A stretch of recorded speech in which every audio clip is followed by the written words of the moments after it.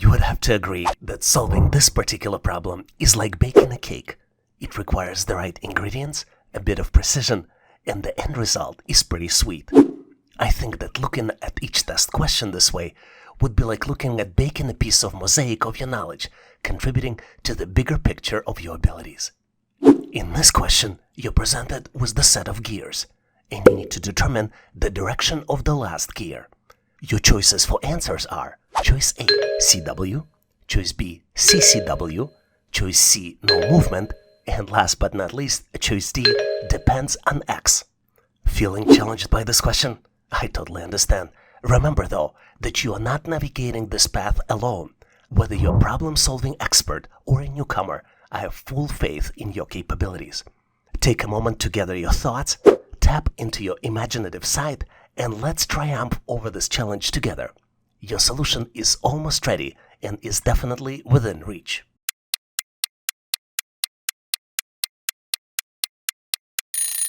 Are you ready with your solution? I hope you are. So let's move forward and compare our versions of the answer. Together, we will unravel the complexities of this assessment test question. I'll ask you for a favor though, and specifically to share your thought process in comments. Your insights might hold the key for all of us to learn and improve. To solve this question, we need to identify which gear is the input, which one is connected to the power source, and which one is the output gear, the final gear that performs the desired task. In the next step, we need to identify the direction of rotation for each gear. Gears can rotate clockwise, this is where abbreviation CW comes from, or counterclockwise, this is what CCW stands for. Let's solve this challenge by following the transfer of rotation from one gear to another. Our first input gear is rotating in clockwise direction. As you might be well aware, when rotation is transferred to another gear, it will be rotated in the opposite direction, which would be counterclockwise. Let's follow the directions for each gear. Input 1 is clockwise, then counterclockwise, clockwise again, counterclockwise again, clockwise, counterclockwise, clockwise, counterclockwise, and the output gear is rotating in clockwise direction. Let me show you alternative way how you can solve it faster. For example, if the number of gears in between input and output is odd, the last gear will rotate in the same direction as input gear. On the other hand, if the number of gears is even, the last gear will rotate in the opposite direction from the first gear. Let's look at the example. Let's look at the odd number of gears. The simplest odd number is 1. The rotations transferred from input clockwise to the next gear counterclockwise and then to the output, which would be clockwise again. On the other hand, if there is an even number of gears in between input and output, and the smallest even number is 2, you see how rotation converges from input clockwise to the opposite to input counterclockwise at the output gear. With this in mind, let's solve this challenge alternative way. Let's count number of gears in between input and output. There are 1, 2, 3, 4, 5, 6, 7 gears. And since there are 7 gears in between input and output gears, which is odd number, the direction of output gear will be the same as the direction of the input gear. So the correct answer here is choice A, CW, clockwise. Admit it or not, but with this question, you're not just navigating through the question itself, but you're charting a course toward victory. Every correct thought in your response is a step closer to reaching your destination. You're presented with the shape, which I'm not sure how to call. Let's call it half pyramid. In the first row of this pyramid are numbers 1, 2, and 5. In the second row, the numbers are 2, 5, 2, and 6. And then in the third row, the numbers are 3, 1, 0, 1, 0, and then comes the missing number, which you need to calculate and select out of 4 possible choices. Choice A, 0. Choice B, 1. Choice C, 2. And last but not least, choice D, 3. If you think it's look confusing, you are not alone. I think exactly the same way. But fear not, you're in a good company in your quest to victory. Whether you're a seasoned problem solver or just starting out, I have confidence in your abilities. Pause for a moment, channel your inner creativity, and let's conquer this challenge side by side. Your solution is just around the corner.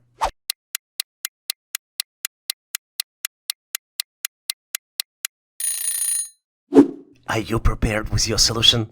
I'm curious to compare the notes, so let's move forward and share our answers. You might be surprised, but there is a pattern and there are calculations that describe how each number in each row is calculated. In fact, the pattern here is that the next number in the same row is calculated as a previous number squared plus 1. Let's look at the example. For the first row, the calculations would be 1 squared plus 1 equals 2. 2 squared plus 1 equals 5. For the second row, the calculations would be 2 squared plus 1 equals 5. And 5 squared plus 1 equals 26. Let's calculate the missing value now. 3 squared plus 1 equals 10. And 10 squared plus 1 equals 101. So the missing number here is choice B, 1. You know, I feel just like my old math book from high school.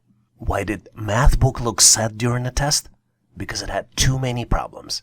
But hey, I have you, and together we can solve any question, even this one. You're presented with unusually looking shapes. Shapes have numbers inside. The middle number in the first shape is 17. Numbers in a circle are 4, 7, and 3. And numbers inside the large circle are 10, 2, and 5. In the second shape, the middle number is 16. The numbers in the small circle are 3, 4, and 1. And the numbers inside the large circle are 12, 4, and 3. Third circle looks a little bit more challenging, just a little, because 2 numbers are missing. But the numbers in the small circle are 5, 7, and 2, and there are 2 numbers inside the large circles, 6 and 3. And just like I said, 2 numbers are missing, and you need to calculate and select them out of 4 possible choices. Choice A, 14 and 21. Choice B, 16 and 23.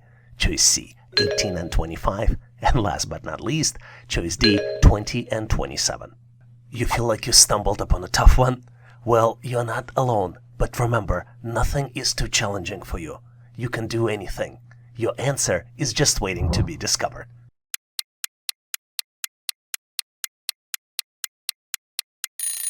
Are you ready? Let's move forward and discover the solution together. If you look closely, you can easily recognize the pattern. In fact, outside numbers form clockwise addition expression with the result at 8 o'clock. And inside numbers form multiplication expression with the result at 2 o'clock. And middle number is the sum of results of both calculations for inside and outside numbers. Let's look at the example. If you look closely at the numbers in small circles, 3, 4, and 7, you can easily see that 3 plus 4 equals 7. Let's look at the numbers inside of the larger circle. 5 multiplied by 2 equals 10. You need to move counterclockwise here. 7 and 10 are results of the calculations. 10 plus 7 equals 17, which represents the middle number. Make sure you verify the pattern in the middle shape, but I am going to switch to the third shape, which has 2 numbers missing. 2 plus 5 equals 7. These are the calculations in small circles. 6 multiplied by 3 equals 18. These are the calculations inside the large circle. And 7 plus 18 equals 25. So the correct answer here is choice C, numbers 18 and 25. I hope you would agree, but it's time to do something different now. And I suggest let's test how well you are absorbing the material. I have a question for you to practice your skills. With this question, the spotlight is on you. Take the lead in solving this question on your own terms and post your answer in the comments so I can share with you my feedback. I have full confidence that you will shine with your brilliance right now by solving this challenge. You are presented with the 3x3 matrix. Each cell in the matrix has numbers inside. Starting with the first column, the numbers are 57, 89, and 99. The second middle column has numbers 12, 17, and 18. And then the third column has numbers 3, 8, and then comes the missing number, which you need to calculate and select out of 4 possible choices. Choice A, 7, choice B, 8, choice C, 9, and choice D, 10. This particular practice question is waiting for your individual touch to get solved, and I have full confidence that you can do it. Just make sure to post your answer in comments so I can give you my feedback. Thanks for participating, and good luck solving this intriguing challenge. Let's face it, cracking this particular question is like teaching a giraffe to limbo. A tall order, but once you bend your mind around it, the success is a real stretch. This question might be secretly measuring our ability to handle mental acrobatics to deal with unusually looking shapes. Speaking about shapes, you're presented with 4 shapes, and 3 of them are very unusual, and you need to determine which shape has the longest perimeter. Your goal is to select the answer out of 4 possible choices. Choices A, B, C, and D. You feel like you stumbled upon a tough task? Well, you are not alone in this journey. I feel exactly the same way. But whether you're a problem-solving veteran or a newcomer, I believe in your capabilities. Take a moment to reflect, tap into your creativity, and let's tackle this challenge together. Your answer is just waiting to be discovered.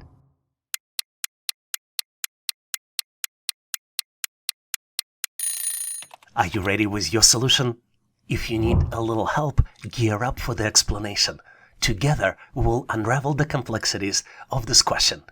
I will ask you for a favor though, and specifically to share your thought process in comments. Your insights might hold the key for all of us to learn and improve. To solve this challenge, let's look at some important considerations. You might have noticed that all shapes here consist of the same square building block. But because shapes are so dramatically different, perimeter of the shape can be calculated in 2 different ways. The first way is to calculate the total length of the boundaries.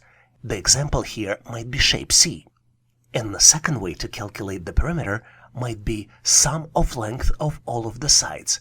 An example of this shape might be square, which is represented by shape A. Because the squares are all the same, we can assume that we can use square as 1 unit in the calculation. For example, the rightmost side in the shape C could be calculated as 4 units, and the rightmost side in the square would consist of 3 units.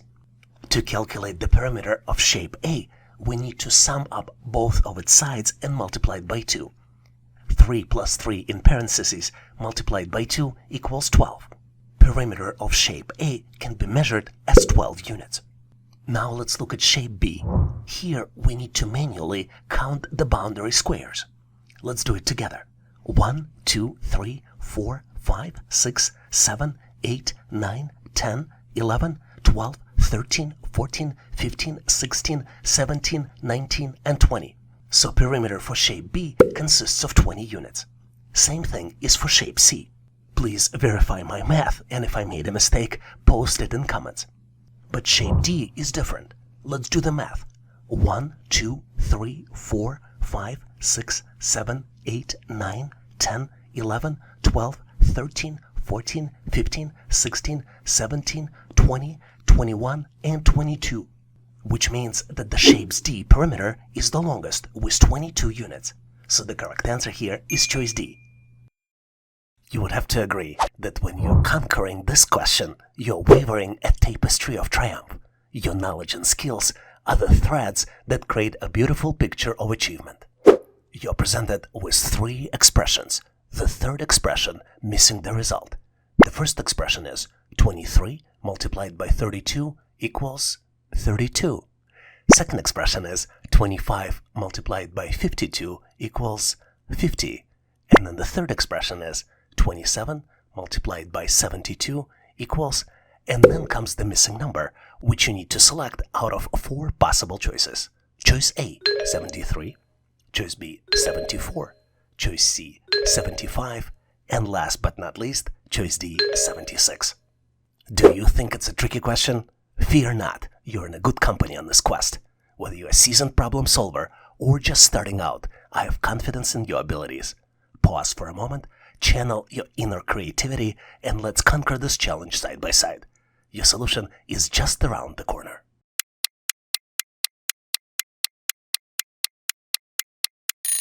Are you prepared with your solution? I am curious to compare the notes. Let's move forward and share our answers. As you might have guessed, we are not dealing with traditional math expressions here. You need to think out of the box to solve it. Instead of using traditional math, you need to use different rules. The first number doesn't change, but you need to replace the multiplication sign with the plus sign. And in the second number, take the first digit into the power of the second digit. Let's look at the example. The first expression is 23 multiplied by 32. To calculate it correctly, you need to take 23 plus 3 in the power of 2, which would be equal 23 plus 9, and the result would be 32. Let's look at the second expression. 25 plus 5 in the power of 2 equals 25 plus 25 and equals 50. Let's do the math for the missing number. 27 plus 7 in power of 2 equals 27 plus 49 and equals 76. So the correct answer here is choice D, 76. When you look at this question, you have to realize that when you answer it, it would feel like adding a shining star into the constellation of your success. So keep shining bright. You're presented with Octagon. It has numbers inside. There are 7 numbers, and the 8th number is missing. The numbers are 48, 76, 59, 98, 12, 13, 14, and then comes the missing number, which you need to select out of 4 possible choices. Choice A, 15. Choice B, 16. Choice C, 17. Choice D, 18. I hope you noticed there is a pattern here. Look at 12, 13, 14, or maybe not. You think it's a tricky question? Fear not. You're in a good company on this quest. Whether you're a seasonal problem solver or just starting out, I have confidence in your abilities. Pause for a moment, channel your inner creativity, and let's conquer this challenge side by side. Your solution is just around the corner.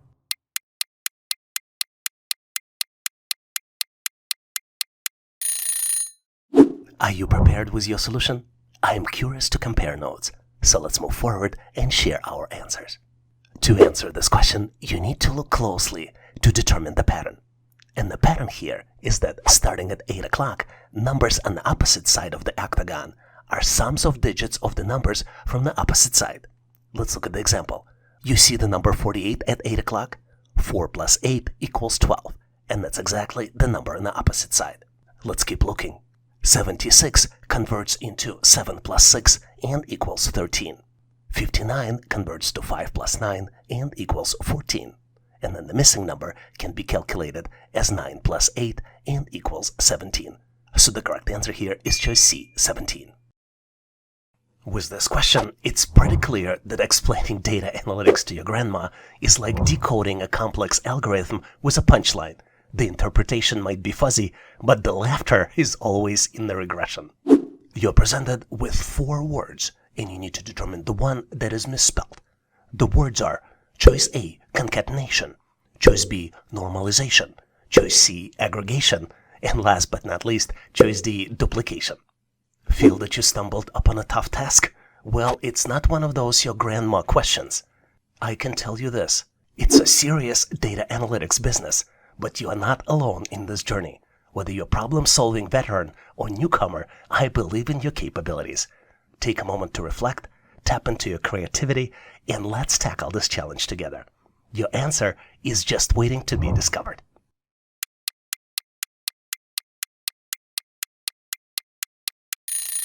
Are you ready with your answer? Let's move forward so we can sync up the solutions. To be able to best answer this question, let's understand the meaning of each word. Concatenation stands for merging or combining 2 or more things, such as datasets or strings, into a single entity.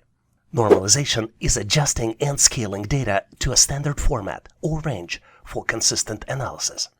Aggregation is summarizing or combining data to obtain overall insights or totals. And last but not least, duplication is creating identical copies of data or records within a dataset. I am pretty sure you figured it by now. The misspelled word is choice C, aggregation. The correct spelling is A-G-G, 2 G's here in this word, R-E-G-A-T-I-O-N. This particular practice question is waiting for your individual touch to get solved, and I have full confidence that you can do it. You're presented with the equation. This equation is not mathematically correct, but you need to find and move 1 matchstick to fix this equation. The current equation is 1 plus 2 equals 7. Remember, just 1 matchstick. And I know you can do it. crack this challenge on your own, then share your solution in comments. I'm looking forward to discussing your answer and providing some feedback. Thanks for getting involved, and good luck with this intriguing challenge.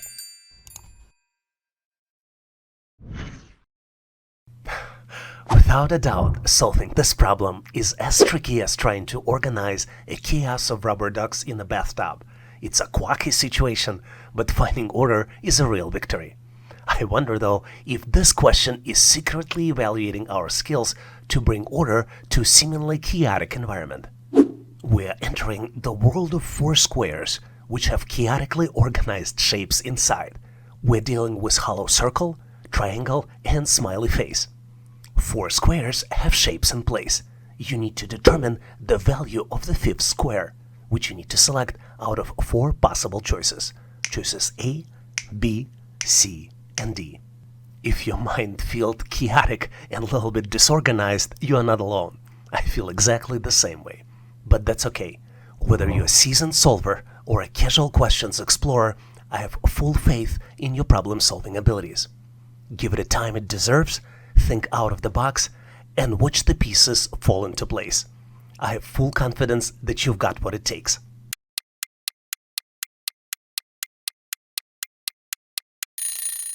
Are you ready with your solution?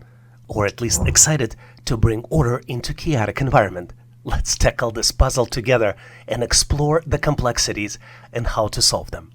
And don't forget to share your thoughts, ideas, and brilliance in comments. Your solution might be just the breakthrough we need. As you might have guessed, to solve this challenge, you need to identify the pattern. In fact, there are three patterns present in this problem. Pattern number one is that smiley face in the middle of the square alternates the backgrounds. Pattern number two is that hollow circle moves alternative directions with the incremental step for each subsequent move. And pattern number three is that triangle moves clockwise with double incremental steps. Let's look at the smiley face first, because that's the easiest pattern. We see that in the shape 1, smiley shape is dark gray, then it becomes white, then it's dark gray again, and in the shape 4, it's white again. So in shape 5, we can predict that it's going to be dark gray again. Unfortunately, it doesn't help us much, because all choices A, B, C, and D, they have smiley face in a dark gray color. Let's look at the hollow circle. Hollow circle moves one step from 11 o'clock to 12 o'clock position with increment +1. In the next square, it moves two steps counterclockwise from 12 o'clock to 9 o'clock with increment +2. Then it moves three steps clockwise from 9 o'clock to 1 o'clock with increment +3. So we can predict that hollow shape in shape 5 will move four steps counterclockwise from 1 o'clock to 8 o'clock with the increment +4. It helped us narrow down the answer choices, but we still have choices A, C, and D that still match this pattern. So to solve this mystery and bring order into this disorderly situation, we need to look at the triangle. Triangle moves clockwise with the double increment. It's only positioned in the corners, and the increments are +1, where triangle moves from 1 o'clock to 5 o'clock. The next increment is +2, where triangle moves from 5 o'clock to 11 o'clock. Then +4, where triangle, in fact, stays back at 11 o'clock, because +4 means the full circle. And the next one would be +8. This is the final shape 5, where triangle will also be in the same spot. Based on this, we can conclude the correct answer is choice A. Hopefully you've nailed this question on your own and now know how to answer similar problems on the test. One has to acknowledge that you need to think of this question as a puzzle pieces in the grand masterpiece of your skills. The more of these questions you solve on your own, the clearer and more vibrant the picture of success becomes. You're presented with series of shapes. Each square has smiley faces inside. There are 5 squares, and the middle square is missing. You need to select the answer for the missing square out of 4 possible choices. Choice A, B, C, and D. You might be thinking, and I totally agree with you, that this is a tricky question. And it is. But I want you to remember, you are not navigating this path alone. I'm here to help, as well as other subscribers on this channel. Whether you're a problem-solving expert or a newcomer, I have faith in your capabilities. Take a moment to gather your thoughts, tap into your imaginative side and let's triumph over this challenge together. Your solution almost ready and is definitely within reach.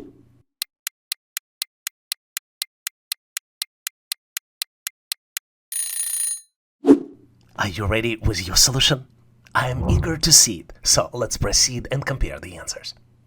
As you might have noticed, there are two patterns here. The first pattern is easiest to detect. The number of smiley faces is increasing with each shape. So shape 3 should have 5 objects inside, and the reason is because shape 1 has 3, shape 2 has 4, then 5, 6, and 7 in shape 5. Well, it helps us a little bit because it eliminates choice B, but we still have choices A, C, and D we need to sort through to make sure we can find the right answer. Well, we do it by finding the second pattern. And the second pattern is that shapes fill the corners first, and then starting at 12 o'clock, they fill up the missing spaces. Let's look at the example. As you can see, in shape 3, the missing smiley face would be at 7 o'clock. Then in shape 4, the new shape shows up at 12 o'clock. Then the next one in shape 5 would be at 3 o'clock. And then if we want to continue the pattern, the following shape, if there would be a shape 6, the smiley face would be at 6 o'clock, which means that the new smiley face will show up at 7 o'clock in shape 3, and which also means that the correct answer here is choice C. You can't argue that you need to approach this problem like a detective solving a mystery. Each correct answer is a clue, and you're on your way for cracking this case of your brilliance. You're presented with 3 diamonds. Each diamond has numbers and letter inside. If we look across all 3 diamonds, at 9 o'clock we have numbers 1, 2, and 3. If we look at 12 o'clock, we have numbers 2, 3, and 4. At 3 o'clock we have numbers 3, 4, and 5. And at 6 o'clock there are letters X, E, and then comes the missing letter. I assume it's letter. What do you think? What's interesting here is that if you also look across each diamond, you see the pattern clockwise. In the first diamond, the pattern is 1, 2, 3, and then comes the letter X. In the second diamond, there might be a pattern 2, 3, and 4, and then comes the letter E. And then in the third diamond, the numbers are 3, 4, and 5, and then comes missing something. Well, I'll correct myself. I think missing something is a letter, because we have 4 possible choices for the answer. Choice A, letter B. Choice B, letter C. Choice C, letter D. And then last but not least, choice D, letter E. Well, I totally agree with you that this is a tricky question. Remember though, you're not navigating this path alone, and I'm here to help, as well as other subscribers on this channel. Take a moment to gather your thoughts, tap into your imaginative side, and let's triumph over this challenge together. Your solution almost ready and is definitely within reach.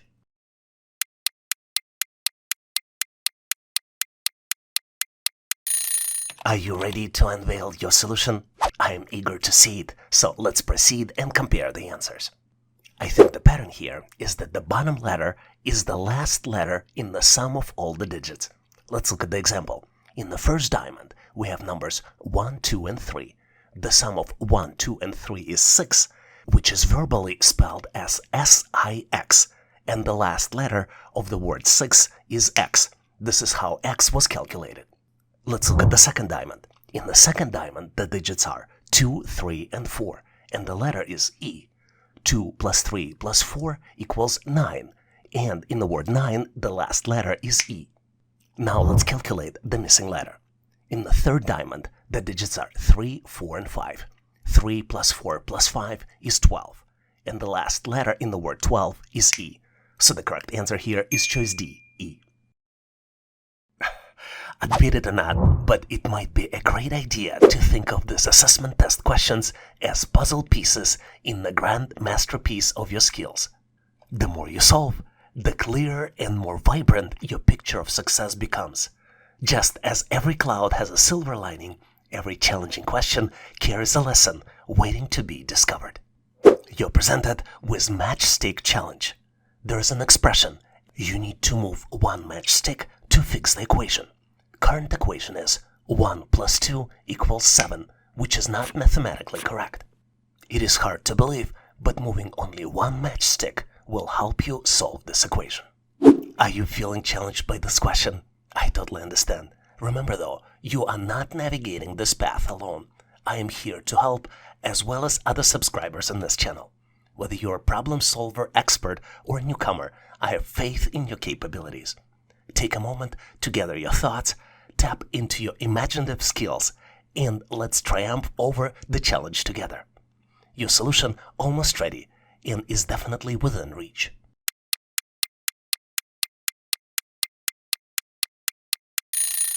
Are you ready?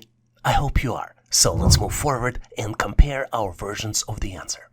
To solve this challenge, let's first understand the rules on how to deal with these expressions. In matchstick challenges, less and greater signs are not allowed. You also cannot use not equal sign. For example, you cannot move one matchstick from the plus sign to create an expression 1 minus 2 not equal to 7. So now we know what is not allowed. Let's look at the tips how you can actually solve this challenge. Let's look at the two most important things. Number one is that moving one matchstick changes two elements of the equation: source, where you took the matchstick from, and the destination. To solve it effectively, you need to envision the potential rearrangement of matchsticks and how they might alter the equation. There are three important rules there. Consider movement of matchsticks from the signs to digits and from the digits to signs. Consider negative numbers. And last but not least, consider which digits can be transformed. Speaking about transformations, let's look at some samples to help you better understand it. For example, you can build 7 from 1 by moving one matchstick from another item. Another example might be building 9 from 5 and 5 from 9 by moving one matchstick from another item. Do you know any other digits transformations? Please make sure to share them in comments so we can all learn. Knowing rules and consideration, it becomes very easy to solve this equation. We just need to move one matchstick from 7 and make 1 a negative number. The correct expression here is -1 plus 2 equals 1. It's hard to argue, but figuring out this question is like making a sandwich. There are a lot of layers, and sometimes all you need to do is just take a bite to understand it. But I feel what's easy to understand is that tackling this particular assessment test question sharpens your mind and fuels your love for challenges. You're presented with 4 expressions, and you need to sort the results of these expressions in descending order. The first expression is 1/5 plus 3/4. Second expression is square root of 1 minus 1/10. Third expression is 1.2 minus 1/4. And the fourth expression is 0.9 multiplied by 1.1. Take a close look at these expressions, do the math, and then select your answer out of 4 possible choices. Choice A represents descending order as 1, 2, 3, and 4. Choice B represents as 4, 3, 2, 1. Choice C, 2, 3, 4, 1. And last but not least, choice D, 4, 3, 1, 2. Feel like you stumbled upon a tough one? Well, it's easy to understand that. But you're not alone in this journey. Whether you're a problem-solving veteran or a newcomer, I believe in your capabilities. Take a moment to reflect, tap into your creativity, and let's tackle this challenge together. Your answer is just waiting to be discovered.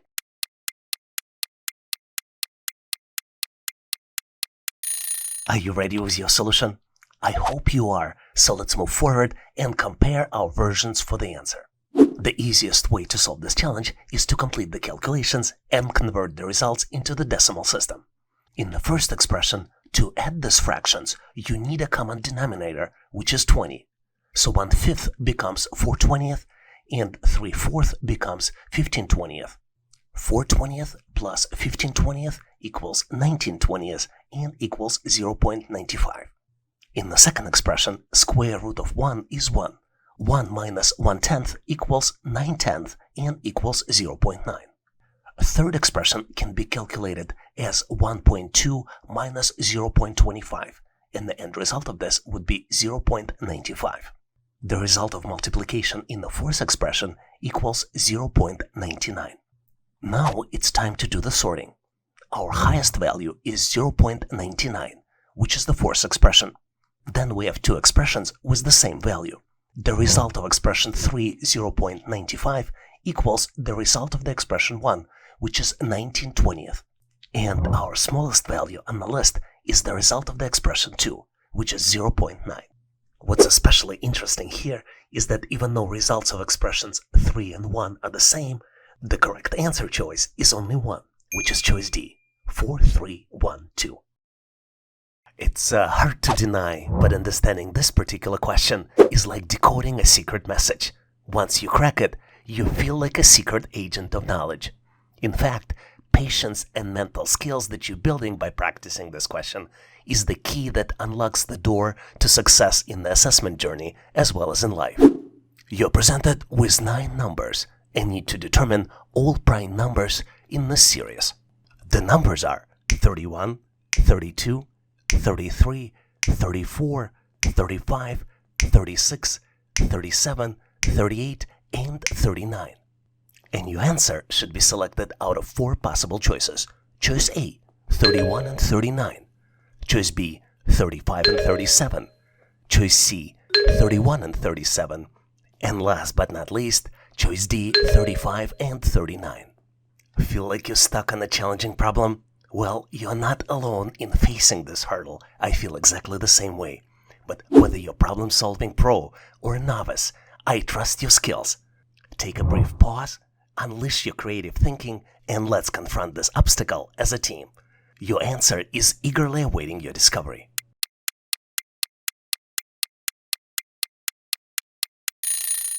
Are you ready with your solution? I hope you are, so let's move forward and compare our versions of the answer. Let's first understand what the prime numbers are.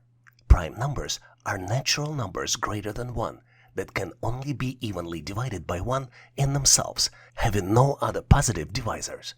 The simple prime numbers are 2, 3, 5, 7, 11, and then you continue going up. What's interesting is that the prime numbers are fundamental in number theory and play a crucial role in various mathematical and cryptographic applications. To solve this challenge, we need to go through each number and check if it's divisible by any smaller numbers. Let's start with number 31 and see if it's divisible by any smaller numbers like 2, 3, 4, and so on. Once you do it, you realize that it's not divisible. We can even try a square root of 31 and only to learn that it's not divisible, which means that it is a prime number. 32 can be divided by 2 and the end result of this is 16, so 32 is not a prime number. Same with 33, it can be divided by 3.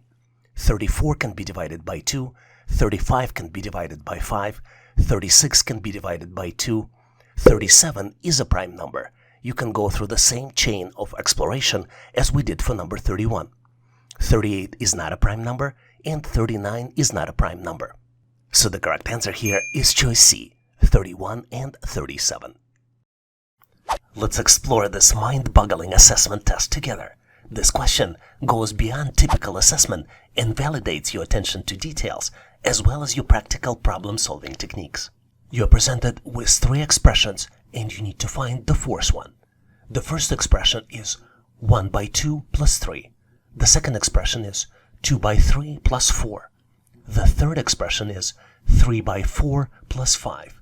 The fourth expression would need to be selected and rationalized out of 4 possible choices. Choice A, 3 by 5 plus 4.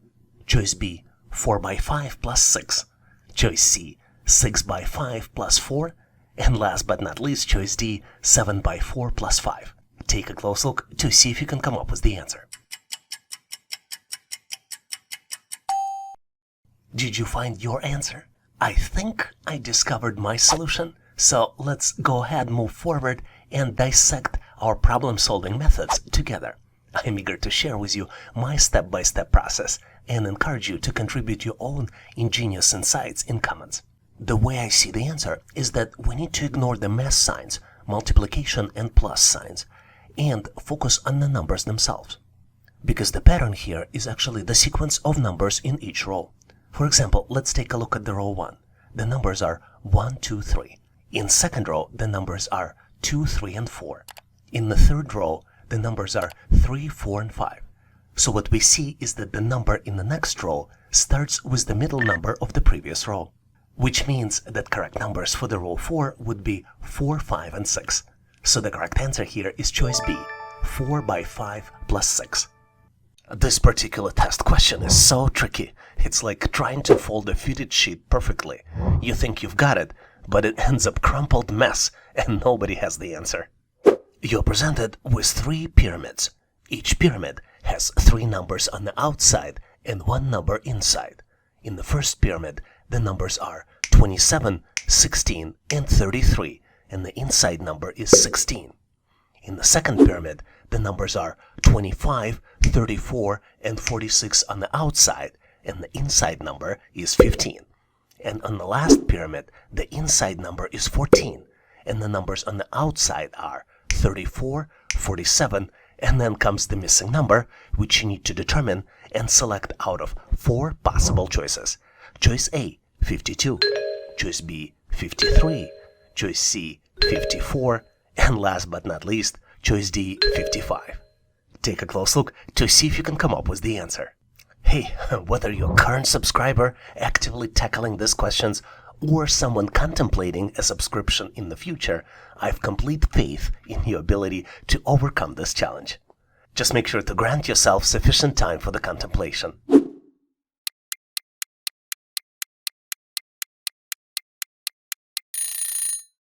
Are you ready? I am going to continue this adventure.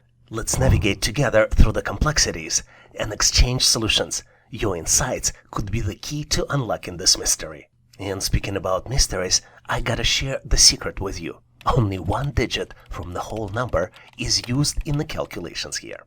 So, for example, in the first pyramid, instead of using numbers 27, 16, and 33 to calculate the middle number 16, only numbers 7, 6, and 3 are used in the calculations. And sum of 7, 6 plus 3 is exactly 16. If you look at the second pyramid, the numbers 5, 4, and 6 are used in the calculation. And sum of 5, 4, and 6 is 15. So for the missing number, we need to build a quick equation. Because we know the final number 14 and 2 of the numbers used in the calculations, 4 and 7, we can build a quick equation. 14 minus 4 minus 7 equals 3. So the calculated digit here is 3, and the missing number is choice B, 53. You know, I was recently surprised to learn that it takes 3 contractors to install a new light bulb. Why? One would do the work and the other 2 will give him tips on how to do the work better. Well, the good thing about this problem is that we only need to solve it for 2 contractors. Because in our problem, 2 contractors worked on the project and earned together $1,400. First contractor worked for 3 weeks and another contractor worked for 4 weeks. Assuming they earned the same rate, how much did the first contractor earn? And you're presented with 4 possible choices. Choice A, $200. Choice B, $500. Choice C, $600. And last but not least, choice D, $900. If this problem seems confusing, believe me, it is much easier than manage 3 contractors to install a new light bulb. And whether you're a current subscriber actively tackling questions in this channel, or someone considering a subscription in the future, I have complete faith in your ability to solve this challenge. Just make sure to grant yourself sufficient time for contemplation.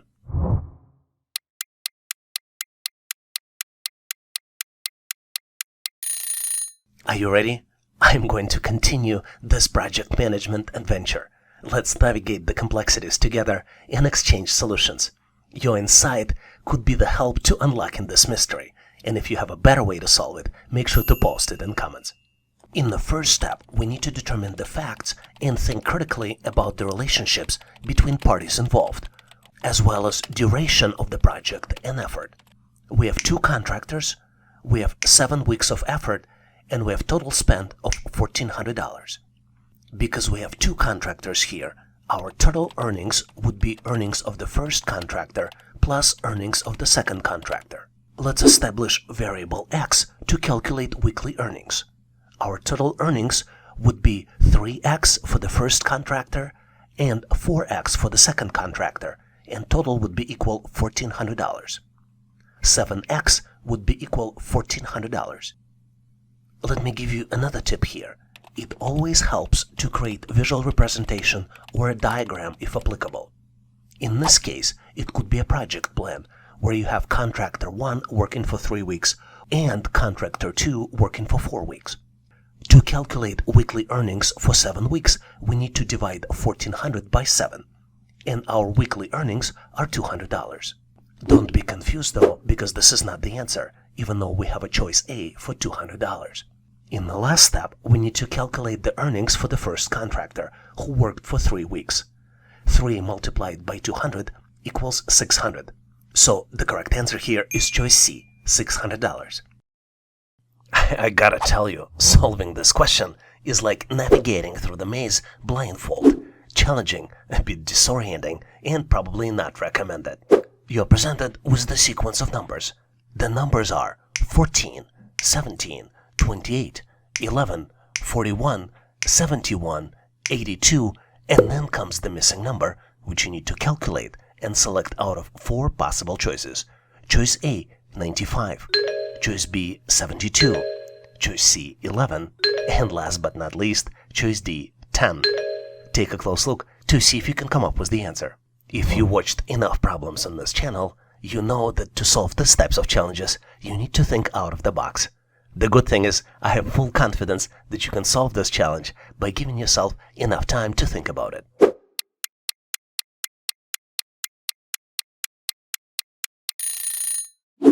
Are you ready?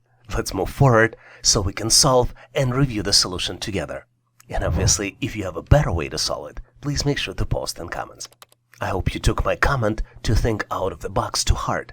You do not always need to look at the sequence of numbers, but sometimes need to look at the other patterns as well. And in this case, the numbers on the opposite side of the shape are the reversed versions of themselves. Let's look at the examples. 14 becomes 41. 17 becomes 71. 28 becomes 82. And the missing number 11 is the same, 11. So the correct answer here is choice C, 11. Get ready for a mental rodeo, amigos. I've uncovered a question that's more confusing than figuring out why we park on the driveways and drive on the parkways. You're presented with 4x2 matrix. Matrix has 7 numbers, and you need to calculate the 8th number.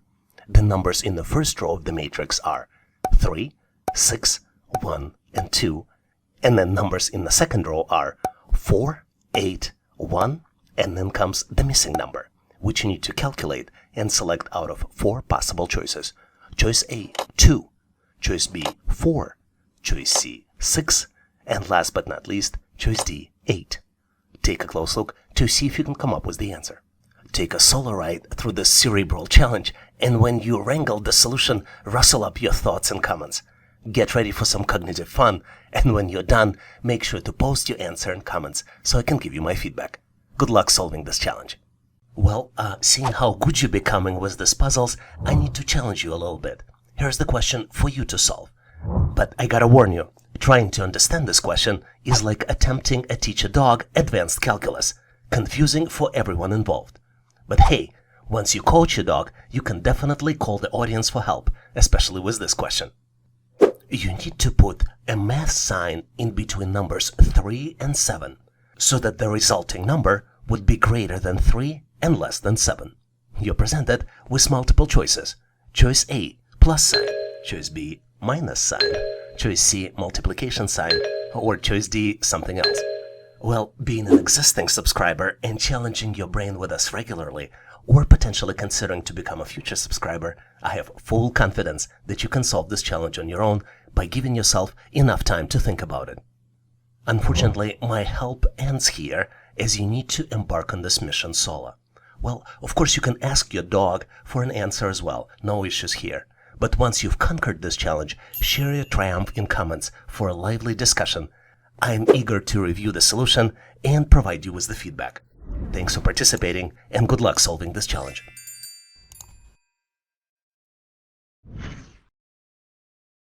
Prepare to tackle this intriguing assessment test question, designed not just to test your mental math abilities, but also to foster your critical thinking skills, which you can utilize in your day-to-day life. You're presented with 2 unusually looking hexagons, and each hexagon has the 3 outside numbers and 1 inside number. On the first hexagon, the outside numbers are 16, 36, and 49, and the inside number is 17. On the second hexagon, the outside numbers are 64, 81, and 25, and inside number is missing. You need to determine the missing number out of 4 possible choices. Choice A, 20, choice B, 21, choice C, 22, and last but not least, choice D, 23. Take a close look to see if you can select the right number. Are you ready? I think I found my answer, and I'm thrilled to compare it with your solution. Let's continue so we can examine our strategies step by step. And if your brilliant approach is better or more efficient than mine, don't hesitate to let us know in comments. Finding the pattern is the key to solving this challenge, and I'm pretty sure, as being a subscriber or a future subscriber to this channel, you know this already. And the pattern here is unusual but very interesting. The middle number is calculated as a sum of square roots of surrounding numbers. Let's look at the example. For example, for shape 1, 4 squared equals 16, 6 squared equals 36, 7 squared equals 49. Then the middle number is calculated as the sum of 4 plus 6 plus 7, which would be equal as 17, and that's the middle number. Knowing this, let's calculate the missing number. 5 squared equals 25, 8 squares equals 64, 9 squared equals 81, so the missing number would be calculated as 5 plus 8 plus 9 equals 22. So the correct answer here is choice C, 22. Here's the question where you might struggle to get to the correct answer, but I have full confidence that you'll be able to solve this challenge. You're presented with the sequence of numbers. The numbers are 1, 3, 11, and then comes the missing number. You need to determine the missing number and rationalize your solution by selecting one of 4 possible choices. Choice A, 17, choice B, 29, choice C, 57, and last but not least, choice D, 123. I would recommend you run this question through the most common patterns you have in your mind, so you can get to the correct answer. Are you ready to compare solutions? Awesome! Let me transition into revealing the answer to this question. I'll share with you my take, and if you came up with the different or perhaps more efficient approach, feel free to drop it in comments below.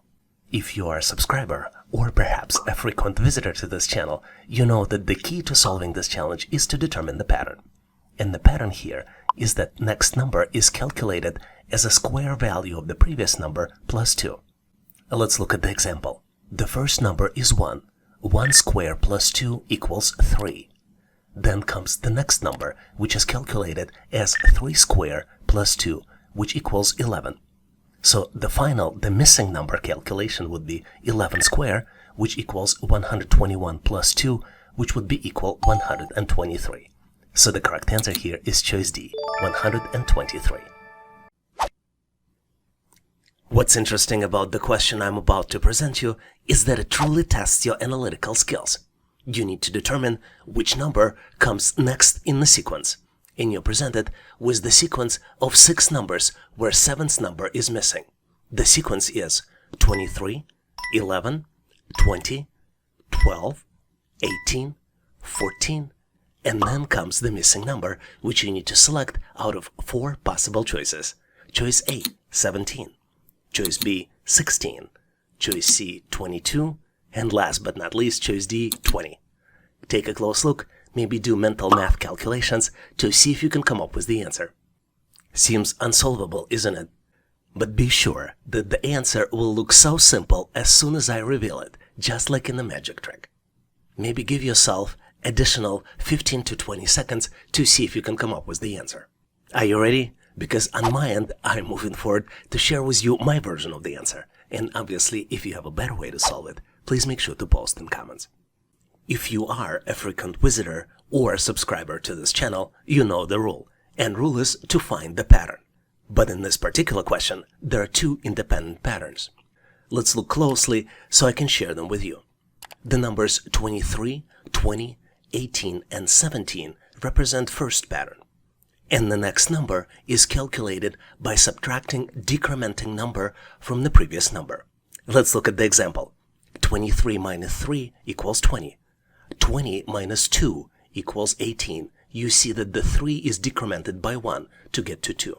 The next number is calculated as 18 minus 1, which is decrement from 2, equals 17.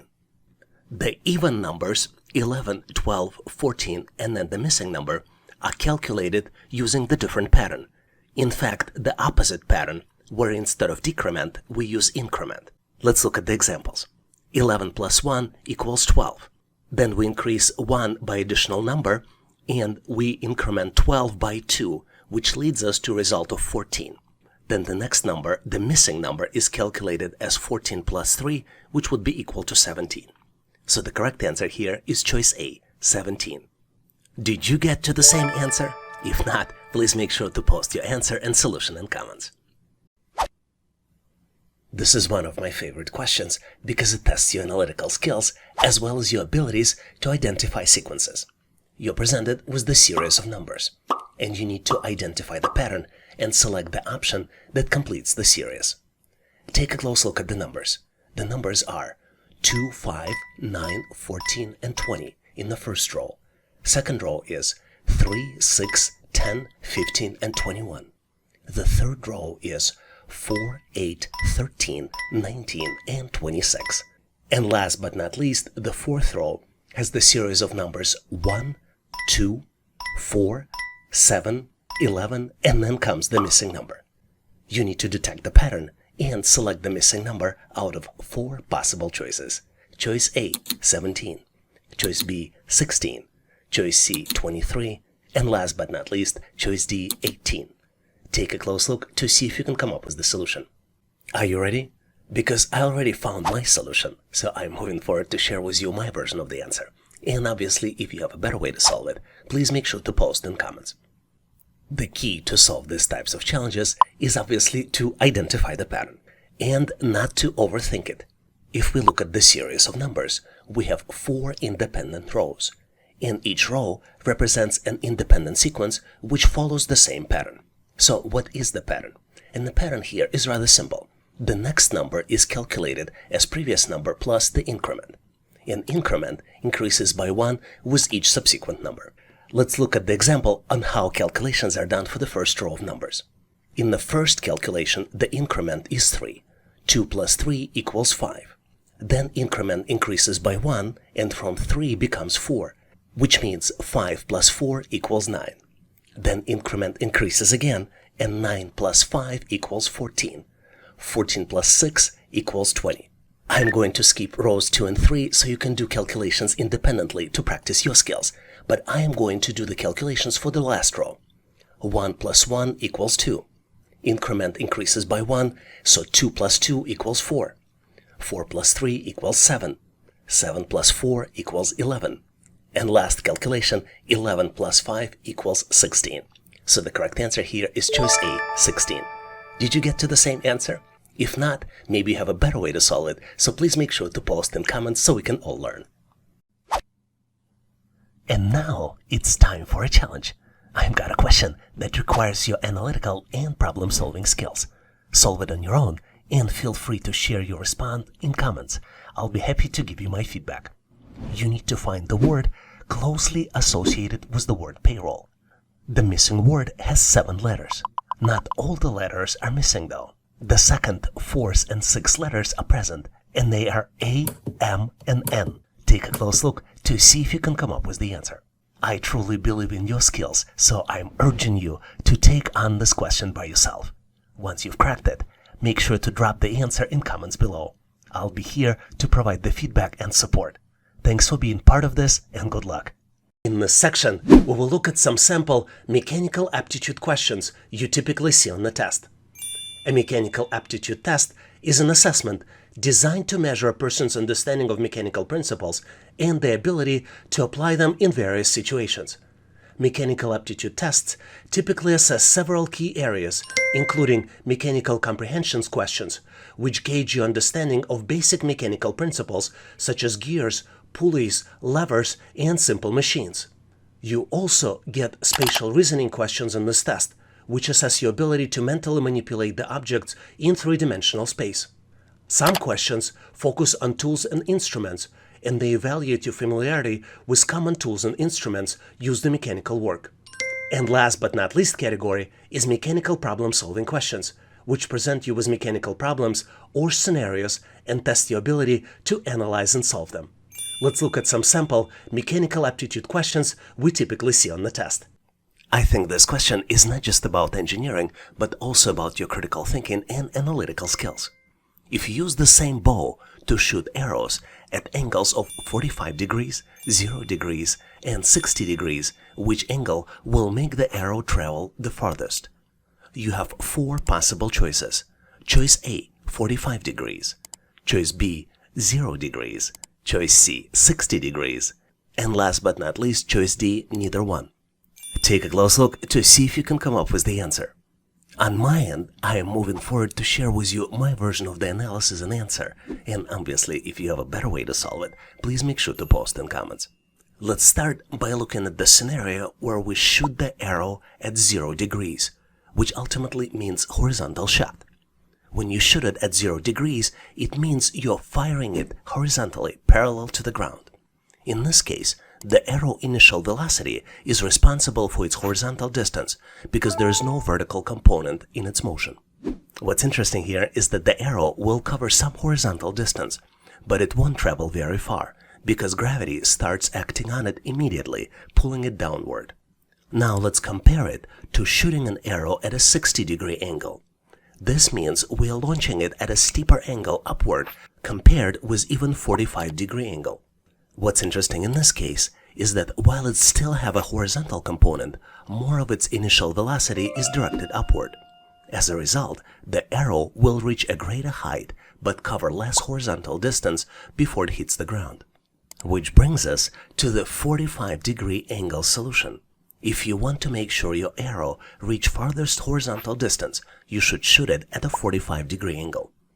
45-degree angle allows for the best balance between horizontal and vertical components of an arrow's motion, maximizing its range.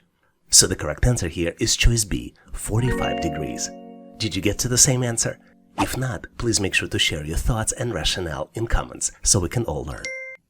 Here's an amazing question which tests your knowledge of objects, their properties, and the way they move from the top of the hill down to the ground. You're presented with 3 different objects, and you need to determine which object will reach ground first when pushed to slide from the top of the hill. You have 4 possible choices to select from. Choice A, wheel. Choice B, wooden box. Choice C, sticky substance. And last but not least, choice D, they all reach the ground at the same time. Take a close look, maybe pause this video to see if you can come up with the answer. On my end, I have my selection, so I'm moving forward to share with you my version of the answer. And obviously, if you have a better way to solve it, please make sure to post in comments. To determine the answer, let's look at each object individually. This will help us decide all the considerations related to their sliding from the top of the hill down to the ground. Let's start with the cube. Cube's shape may cause it to experience high levels of friction against the slide, slowing its descent. But at the same time, sticky substance may move even slower, because the behavior of sticky substance will largely depend on its viscosity and adhesive properties. If the substance is highly viscous and adheres strongly to the slide, it may experience significant resistance and it will take much longer for it to reach the ground. In some scenarios, depending upon viscosity, the sticky substance may never reach the ground at all. Based on this, I think most likely sticky substance will be the slowest in reaching down the bottom of the slide, followed by the cube, which would be second in the sliding down. So, as you might have guessed, I am putting my bets on the wheel. I think wheel's rolling motion will help reduce friction with the slide, allowing wheel to move more smoothly. This is why the wheel may reach the ground faster than all other objects. This is why I think the correct answer is choice A, wheel, because the wheel will roll and will have minimum friction to reach the ground. Did you come to the different conclusion?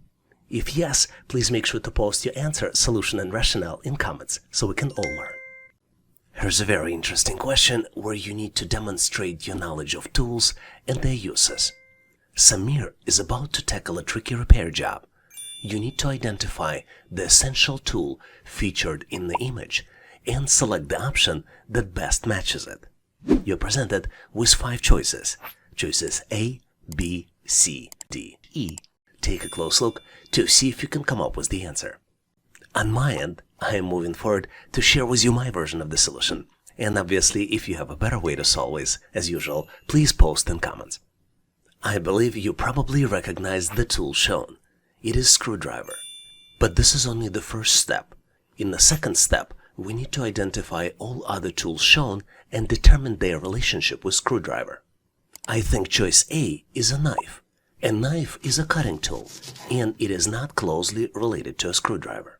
Choice B is a nail. A nail is a fastening tool which is used to join materials, but it's also not directly related to the screwdriver. Choice D is a hammer. And hammer is a tool that's used to drive nails or other fasteners, which is different from screwdriver's primary function. And choice E is a bolt, which is the type of fastener, like a screw, but it's not directly related to a screwdriver. So, as you might have guessed, the correct answer here is choice C, screw. In fact, screwdriver is specifically designed for turning screws. When using a screwdriver, you insert its tip into the head of a screw and turn it to tighten or loosen the screw. You can even guess it based on the names, screwdriver and screw. This relationship between the screwdriver and the screw makes choice C the most closely related tool or object to the screwdriver in the given options. Was your answer different? Or maybe you had other considerations? If you did, please make sure to post them in comments so we can all learn. I love this question because it tests your spatial reasoning, and if you try to solve it on your own, it boosts your IQ and intelligence. You're presented with unusually looking shape, which have some measurements, and you need to calculate the perimeter of the given shape and select it out of 4 possible choices. Choice A, 6 feet.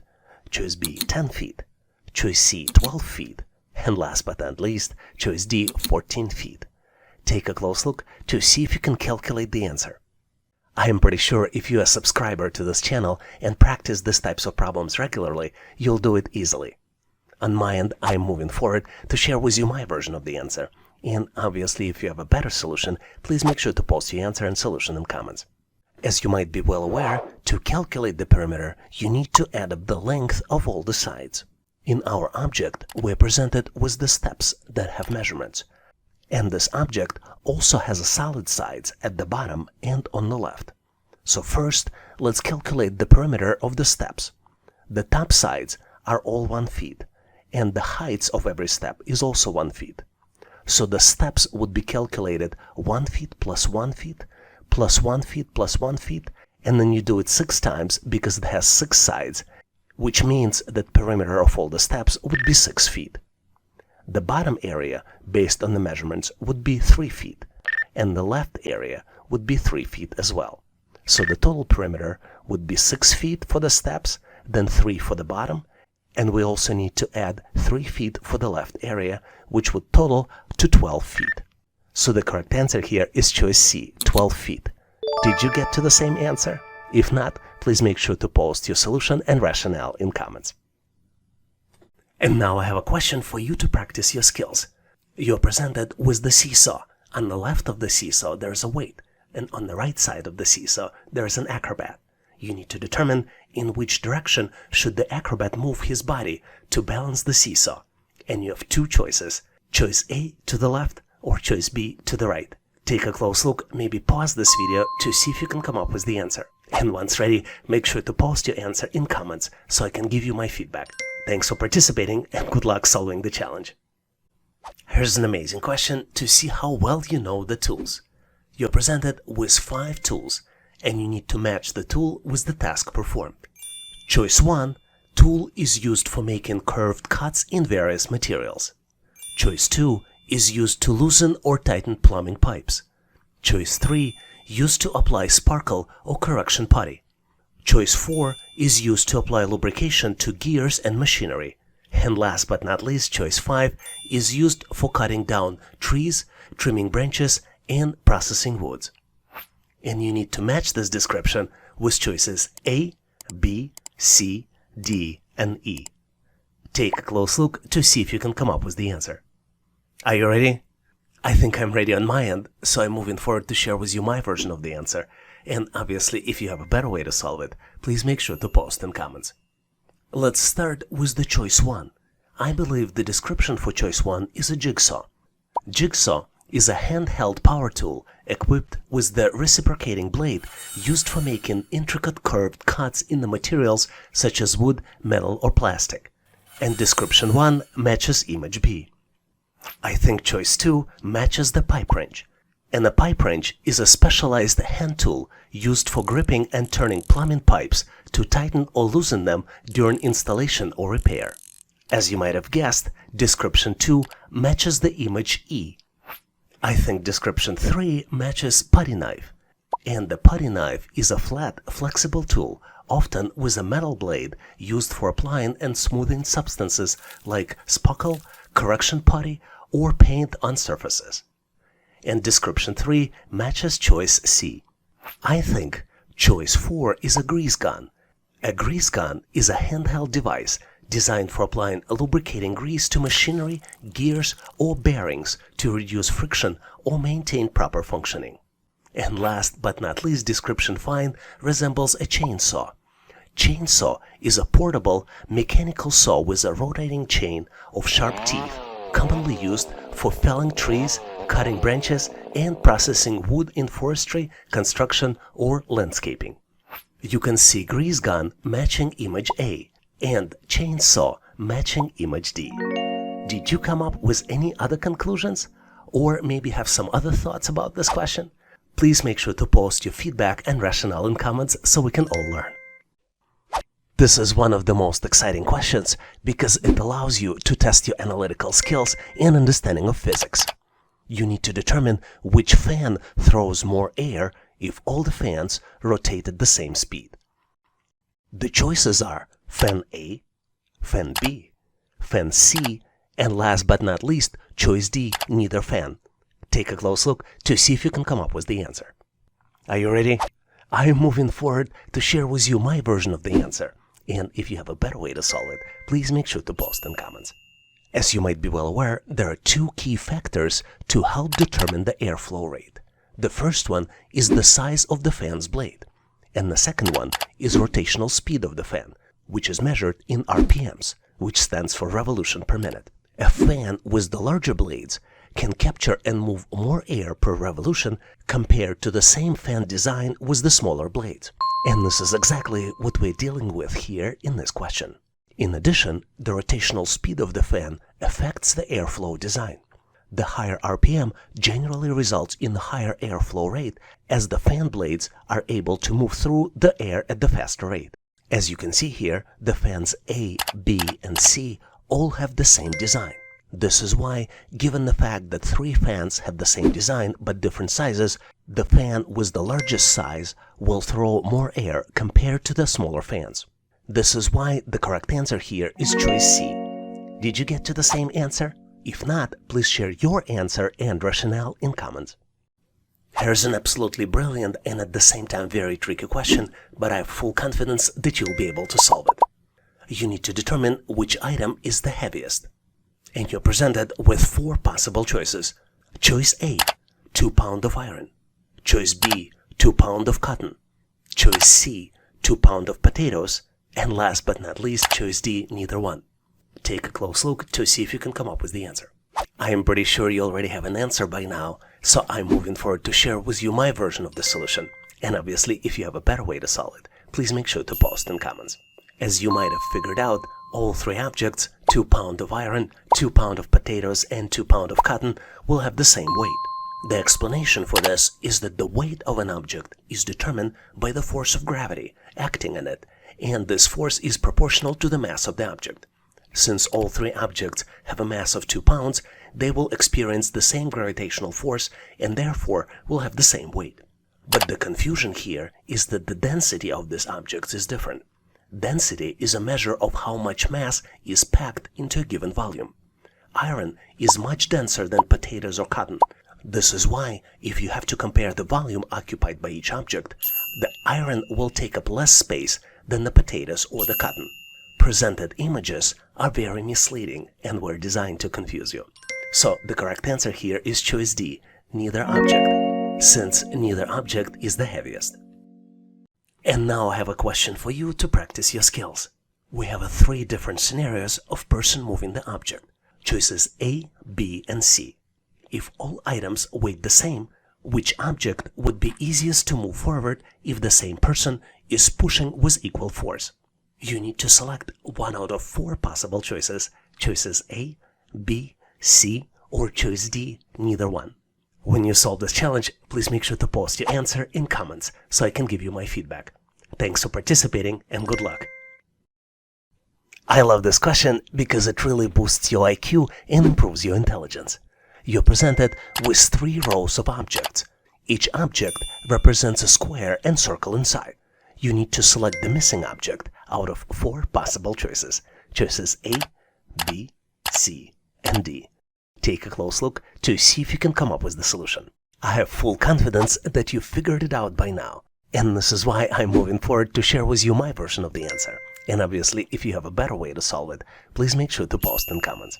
To better solve this challenge, let's assign columns and rows to each object here in the picture. We will have columns A, B, and C, and rows 1, 2, and 3. This would allow us to reference objects better. As you might have guessed, each row describes the pattern of ball bouncing against the wall. Let's start by looking at the object A1. This is where the ball in the upper left corner, and it moves downwards toward the middle of the bottom section. And this is where exactly we see the ball in the object B1. After that, ball bounces and moves upward, and this is how we see it in C1. When ball bounces against the wall, it travels in the direction based on the angle of the initial impact. After the initial impact, the ball will continue moving in the new direction until acted upon by another force, such as hitting another wall or an object. Let's confirm this pattern by looking at the row 2. In the object A2, we see the ball against the left wall. Then it moves toward the bottom wall, and then bounces against the bottom wall, and then moves toward the right wall. Knowing the pattern, we can easily detect the answer now. If you look closely at the picture, the ball in the row 3 moves from the position 1 to the position 2, and then to the position 3. So the correct answer here is choice C. Did you get to the same answer? Or maybe you know the tips how to solve these problems better. Please make sure to post and share them in comments so we can all learn. Here's an amazing question to test your knowledge of mechanical movement of objects. You're presented with the picture of person moving the object, and you need to determine if all objects weighed the same, which one will be easiest to move forward if the same person is pushing with equal force. You need to select one out of 4 possible choices. Choice A, person moving forward a cube. Choice B, person moving forward a hexagon. Choice C, person moving forward a ball. And last but not least is neither one. Take a close look to see if you can come up with the answer. On my end, I'm moving forward to share with you my version of the solution, and obviously if you have a better way to solve it, please make sure to post in comments. Let's analyze all shapes individually to better understand the answer. Let's start with the cube. Cube typically has a symmetrical weight distribution, which can contribute to its stability when moving on the ground. However, due to its edges and corners, a cube can experience higher levels of friction when compared to objects with rounded shapes and will be hard to roll. Most likely way of moving the cube forward would be pushing it, which will create a lot of resistance. Now let's look at the hexagon. Hexagon has 6 sides, and the shape can vary depending upon the specific dimensions and proportions. Compared to a cube, a hexagon generally has fewer edges and corners, which reduces the friction and makes it easier to move on the ground by rolling. Even though it might be easier to move than the cube, the ease of movement will also depend on the specific dimensions and weight distribution of the hexagon. Which brings us to choice C, sphere or ball, which typically has a smooth surface. The absence of edges and corners reduces the contact area with the ground, which results in a lower friction. This makes it easier to move the ball forward by rolling on the ground, compared to objects with edges or corners. This is why choice C is correct. It will have minimum friction and will facilitate smooth movement with minimum resistance. Here's the challenging problem by solving which you will boost your cognitive abilities. You're presented with 5 hints, and using these hints, you need to unlock the code and open the lock. The hints are: in the digits 248, only one digit is correct and well placed. In the digits 845, 2 digits are correct but not correctly placed. In the digits 461, only one digit is correct and it is correctly placed. In the digits 592, only one digit is correct and it is well placed. And last but not least, hint that in the digits 904, none of the digits are correct. To open the lock, you need to process all the hints and select one out of 4 possible choices. Choice A, 518. Choice B, 485. Choice C, 418. And last but not least, choice D, 568. Take a close look to see if you can come up with the answer. I'm pretty sure you're done solving it by now, so I'm moving forward to share with you my version of the answer and solution. And if you have a better way to solve it, please make sure to post in comments. As you might have guessed, you solve this problem through elimination. And I'm going to start with the hint number 5, because it's the most helpful of all. Once we've learned that in combination 904 none of the digits are correct, we can eliminate 2 possible answers. We can eliminate both choices B and C because both of them have digit 4, which is an incorrect digit. Let's continue elimination to get to the correct answer. If we look through the remaining 4 hints, we learn that in hint 1, where digits are 248, only one digit is correctly placed, which is digit 8. In hint 2, 2 digits are correct, but they're not correctly placed, and they're digits 8 and 5. In hint 3, only one digit 6 is correct and it is correctly placed. And last but not least, in hint 4, digit 5 is correct and it is well placed. Based on this, the correct answer here is choice D, 568. Do you have any hints to show how to best solve these types of challenges? If you do, please make sure to post them in comments. I love this question because it truly tests your knowledge of mechanical engineering. You are presented with acrobat and the weight on a seesaw. You need to determine in which direction should the acrobat move his body to balance the seesaw. And you only have 2 choices, choice A to the left or choice B to the right. Take a close look to see if you can come up with the answer. On my end, I am moving forward to share with you my version of the answer. And obviously, if you have a better way to solve it, please make sure to post in comments. As you might be well aware, the seesaw is an example of a lever where fulcrum is between the effort and the load. In our example, we have a weight on the left side of the seesaw and acrobat on the right side of the seesaw. The key principle of balancing the seesaw is when a force is applied to the end of the lever can lift the weight at the other end.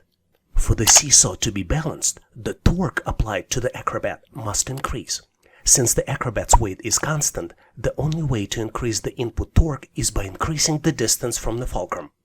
If acrobat moves in the direction B, this will shift the acrobat's center of gravity further from the fulcrum, resulting in a greater torque, thereby balancing it.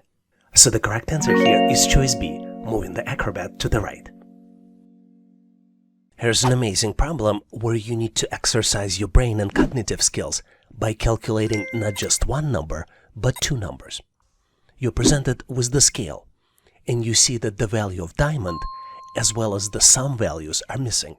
And you need to ensure that scale remains balanced by calculating the value of the diamond as well as the sum. And once you've done with your calculations, you need to select out of 4 possible choices.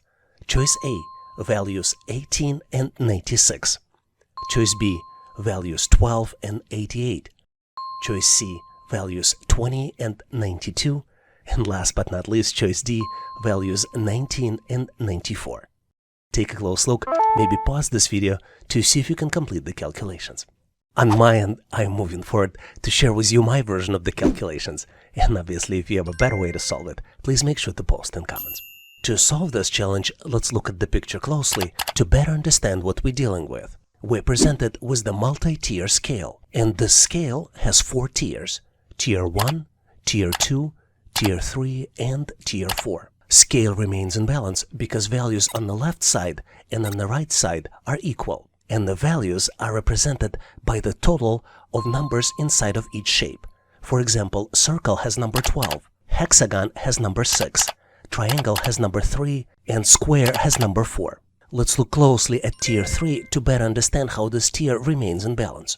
As I already mentioned, each tier remains in balance because the numbers are equal on both sides. So on the left of the tier 3, we have 2 hexagons with total value of 12. On the right of the tier 3, we have hexagon, which equals number 6, plus 2 triangles, 3 plus 3. So on both sides, the total value is 12. This is why tier 3 remains in balance. Now let's look closely at the tier 2. On the left of the tier 2, we have 2 circles. Each circle has a value of 12. 2 circles would be equal 24. On the left of the tier 2, we have 2 circles with total value of 24 and the entire tier 3, which also equals 24. This what keeps tier 2 in balance. Now, knowing this logic, we can calculate the missing value on tier 4. Because tier 4 needs to remain in balance, the value of 12 plus 6 should be equal to the missing value, which means that the missing value is 18. And the total sum will be calculated as the sum of all the numbers. The sum of tier 2 and tier 3 would be 24 plus 24 plus 48 on the right side of tier 1, which would equal 96. So the correct answer here is choice A, 18 and 96. Did you get to the different answer? Please make sure to post your answer and solution in comments. Let's look at the question where you need to determine the trajectory after parachutists jump from the plane. Obviously, based on the wind and other external conditions, there would be multiple choices, but fortunately, you need to select only one out of 4 possible choices. Choices A, B, and C.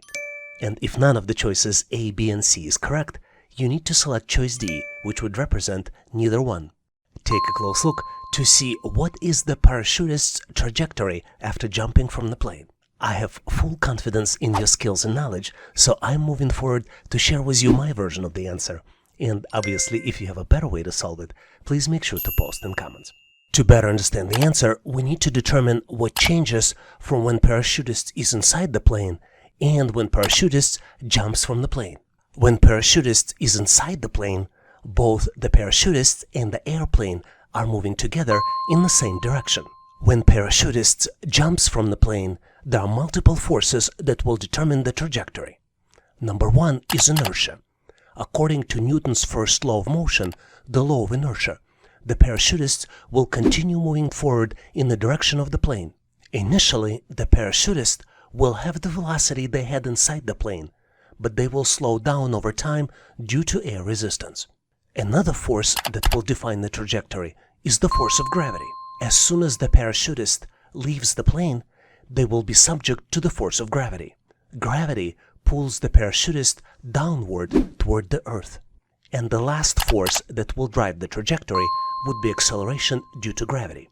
Acceleration due to gravity is the force that pulls objects toward the earth. When something is in the air, gravity causes it to fall toward the ground. The acceleration due to gravity is always the same for all objects near the Earth's surface, and it means that objects will fall faster and faster the longer they fall. So let's look closely at what's going to happen after parachutist jumps. After jumping, the parachutist initially maintains the horizontal velocity due to inertia. Once outside the airplane, they accelerate downward due to gravity until they reach terminal velocity. The deployment of the parachute increases air resistance, allowing for controlled descent, allowing parachutists to land safely.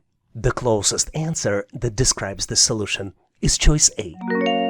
Is this what you got in your answer? If not, please make sure to post your solution and rationale in comments so we can all learn. In this section, we will look at the sample questions for cognitive test, which represents an assessment used by employers to evaluate candidates' mental abilities such as problem solving, critical thinking, and memory. The questions in the test can vary, but typically involve math problems, logic puzzles, spatial reasoning, and verbal comprehension. Let's look at some sample cognitive assessment test questions we typically see on the test.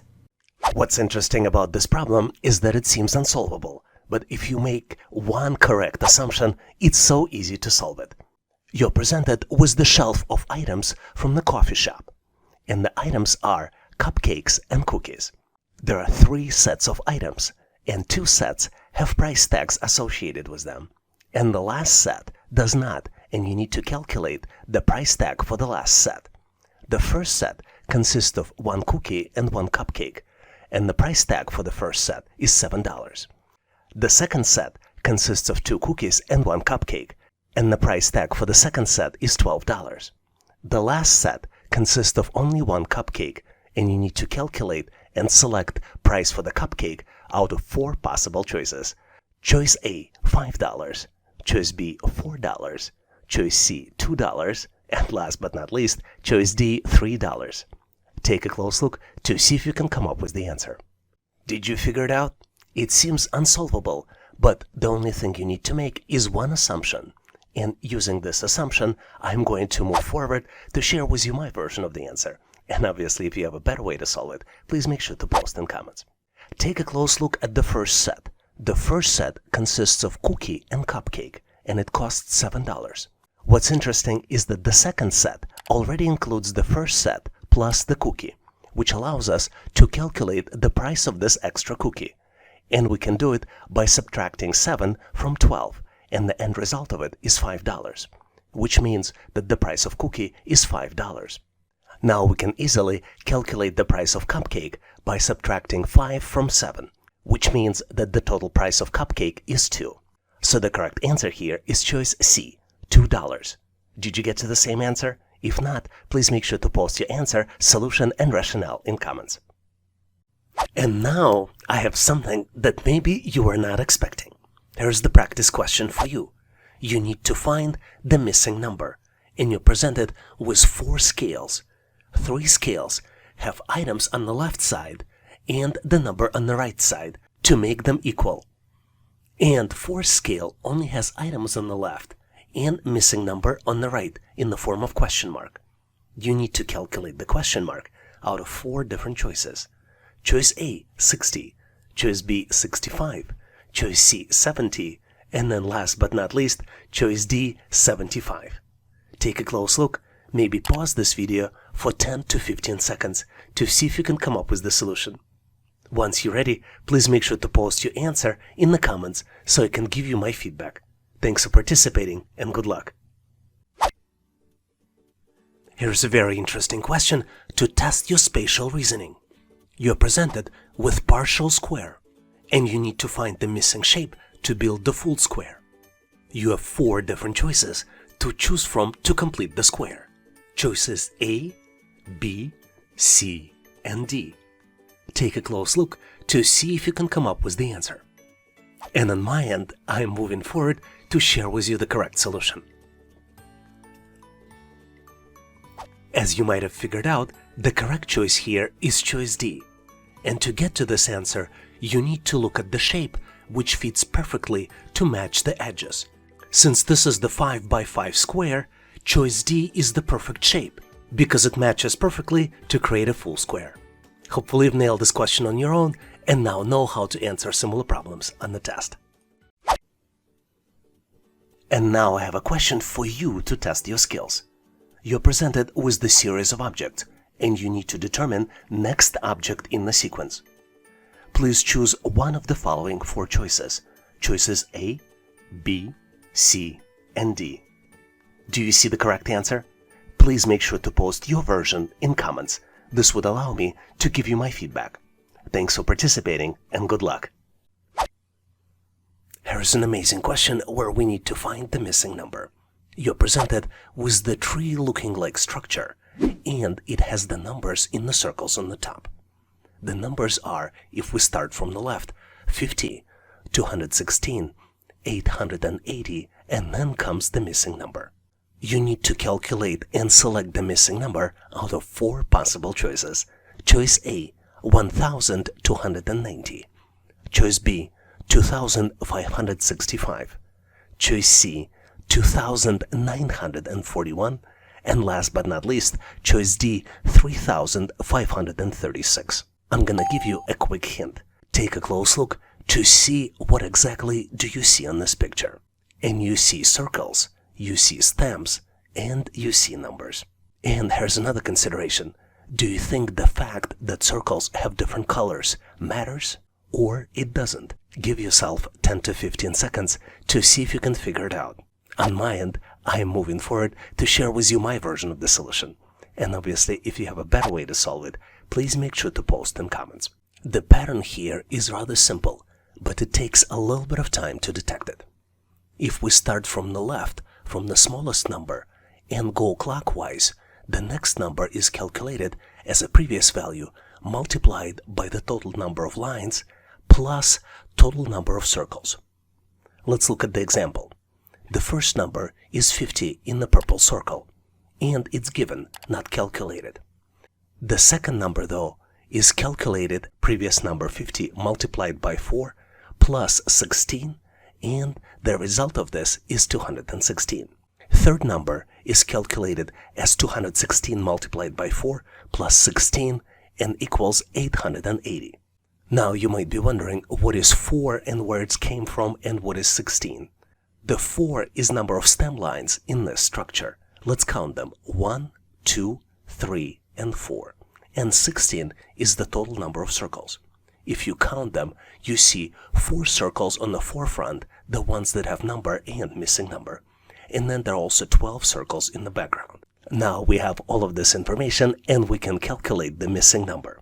It is calculated as 880 multiplied by 4, then we add 16, and the end result of this is 3,536.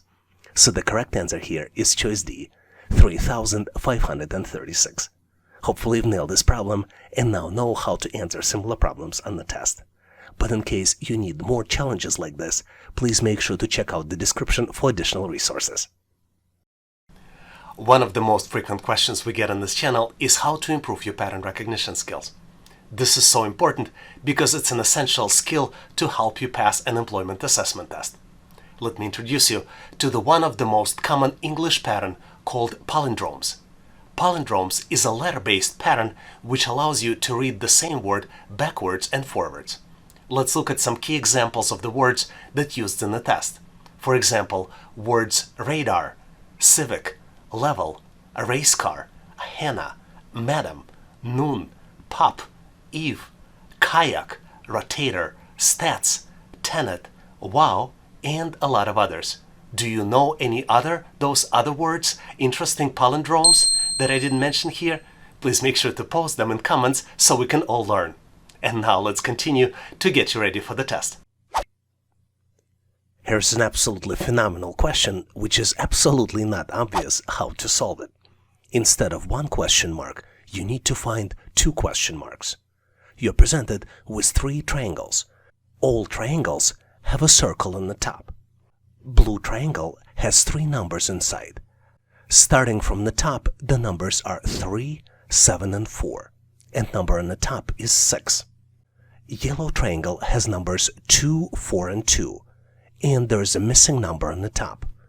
Green triangle has numbers 5, 9, and 4, and missing number on the top. Take a close look to see if you can find 2 missing number and select out of 4 different choices. Choice A, 10 and 4. Choice B, 1 and 8. Choice C, 6 and 3. And choice D, 2 and 2. Do you know the answer? I gotta tell you, the answer is not really obvious, but I know how smart you are, and together we should be able to solve it. Are you ready? Hear me out. The pattern here is that to calculate the number on the top of the triangle, you need to use inside upper number added to the number on the right, and then you should subtract the left number. For example, for the blue triangle, which has all the numbers, the calculations will be 3 plus 7 minus 4 equals 6. For the green triangle, the calculations will be 5 plus 9 minus 4 equals 10. And for the yellow triangle, the calculations will be 2 plus 4 minus 2 equals 4. So the correct choice here is answer A, 10 and 4. Did you figure it out? Please make sure to post your answer, rationale, and thought process in comments. I get a lot of questions on how to improve your pattern recognition skills. Let me share with you 3 common patterns we frequently see on the test. Let's start with triangular numbers. Triangular numbers are the numbers that can be represented as a sum of consecutive integers starting with 1. For example, the first 5 triangular numbers would be 1, 3, 6, 10, and 15. Next one on my list are square numbers. Square numbers are the numbers that can be represented by a product of a number multiplied by itself. For example, the first 5 square numbers are 1, 4, 9, 16, and 25. Because 1 square is 1, 2 square is 4, 3 square is 9, 4 square is 16, and 5 square is 25. And last but not least on my list are cube numbers. Cube numbers are numbers that can be represented as a product of a number multiplied by itself twice. For example, the first 5 cube numbers are 1, 8, 27, 64, and 125. Because 1 cube is 1, 2 cube is 8, 3 cube is 27, 4 cube is 64, and 5 cube is 125. Do you know any other interesting numerical patterns I didn't mention here? Please make sure to post them in comments so we can all learn. And now let's continue to get you ready for the test. Here's the question of intermediate complexity we frequently see on the test. You're presented with 4 shapes, and 1 shape has a missing number in the middle. You need to calculate the pattern and calculate the missing number, selecting it by one of 4 possible choices. Choice A, 22. Choice B, 23. Choice C, 25. And then last but not least, choice D, 24. Take a close look at the shapes and see if you can calculate the pattern. Let me share with you my logic and rationale, and obviously if you have a better way to solve it, please make sure to share in comments. I think the pattern here is that to calculate the middle number, you need to multiply the top 2 numbers and subtract 1. Then add the bottom number. Let's look at the first shape to confirm the logic. 2 multiplied by 3 minus 1 equals 5. 5 plus 2, which is the bottom number, equals the middle number, which is 7. Let's apply the same pattern to the shape with the missing number. 8 multiplied by 3 minus 1 equals 24 minus 1 equals 23. 23 plus 2 equals the missing number, which means that the missing number is 25. So the correct choice here is choice C, 25. Did you see any other patterns or found the better ways to solve it? Please make sure to post your answer and rationale in comments. One of the very frequent questions we get on this channel is how to improve your pattern recognition skills. One of the key ways is to use your imagination. You can use imagination to visualize items in your mind, and this is one of the most powerful techniques. Let's take a close look at the example. Here, you're required to build English business word, and you need to use all the letters only once. If you look closely and try to visualize and build the answer in your mind, you can mentally connect the letters and get to the correct answer, which is the word management. It might be hard to do it initially, but if you do crosswords and puzzles, you can improve your skills and get better at this with practice. Do you have any other interesting techniques that you can share? Please make sure to post them in comments so we can all learn. Here's an interesting question where you need to find the missing number. You're presented with the set of numbers 4, 9, 20, 8, 5, 14, 10, 3, and then comes the missing number. You need to select or calculate the missing number out of 4 possible choices. Choice A, 4. Choice B, 11. Choice C, 13. And choice D, 34. Take a close look at this 3x3 matrix to see if you can come up with the solution.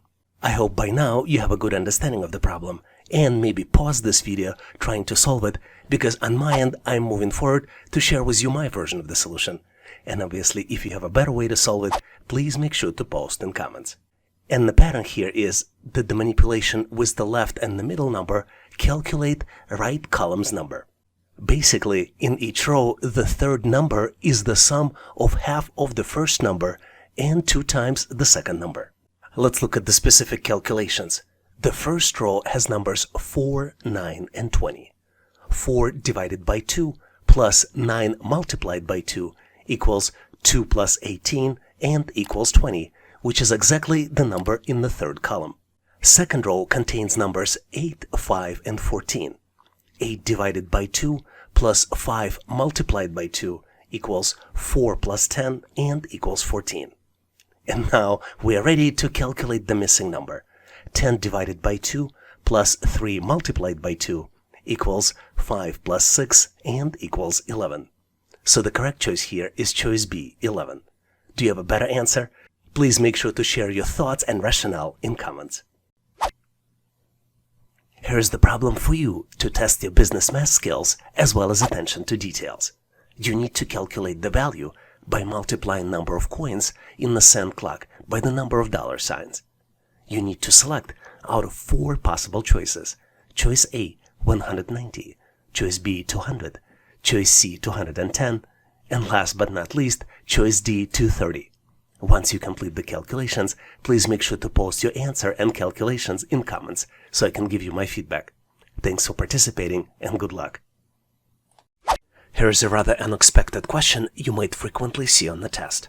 You need to determine during which period revenue declined, and you're presented with the profit and loss chart that covers periods from 2018 to 2024.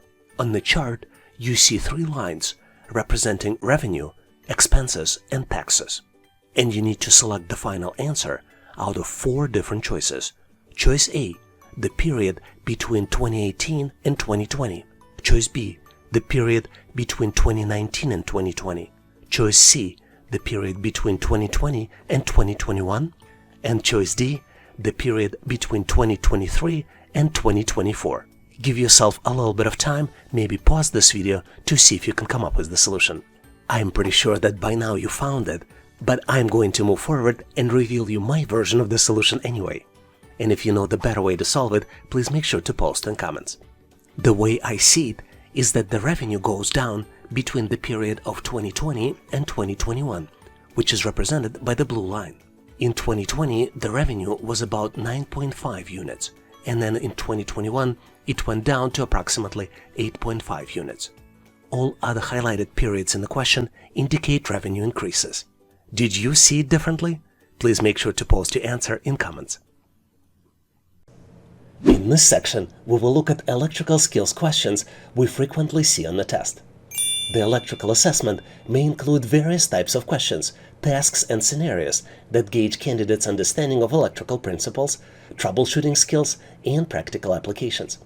Some typical types of questions might include theory and concept, where candidate might be tested on their understanding of electrical theories, concepts, and fundamental principles. Another popular one is circuit analysis, where a candidate could be presented with the circuit diagram and asked to analyze or troubleshoot them.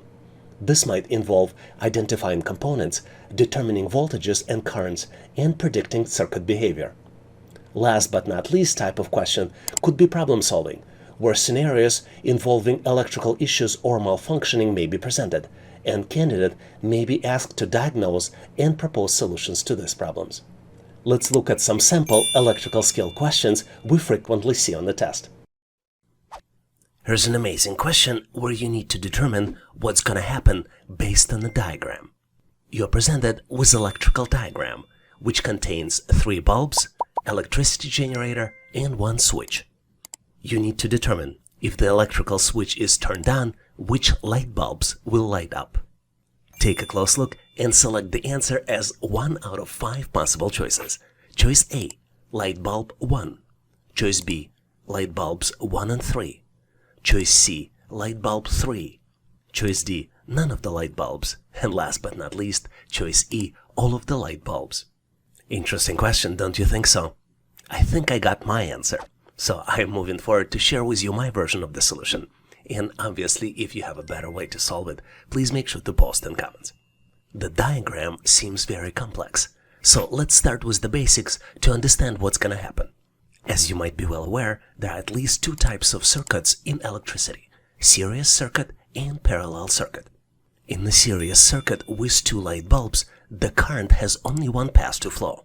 And if one bulb is not functioning, for example, it could be burned out, it will break the circuit and prevent the other bulb from lighting up. In a parallel circuit, Each component, each bulb, has its own separate path for current to flow. Turning on the switch would allow current to flow through both bulbs independently, and they would both light up. If one of the bulbs is dysfunctional in parallel circuit, it will only impact the burned up bulb, as the other bulb in the circuit will light up. In this question, we have parallel circuits and series circuit as part of electrical diagram. Turning on the switch would allow current to flow through both parallel circuits independently, and they would both light up, but only if all bulbs were functional. I don't know if you noticed, but light bulb 2 is dysfunctional light bulb. And since it is dysfunctional and it is part of the series circuit, which is inside of the parallel circuit too, neither bulb 1 nor bulb 2 will light up.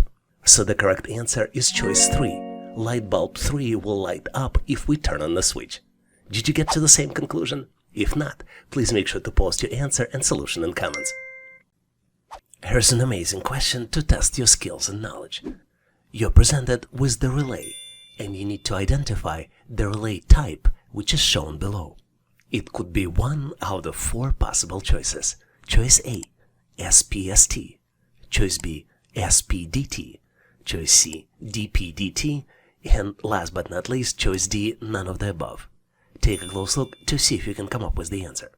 Seems a little confusing, don't you think so? But I think I got my answer, so I'm moving forward to share with you my version of the solution. And obviously, if you have a better way to solve it, please make sure to post in comments. As usual, let's start with the definition. So what is a relay?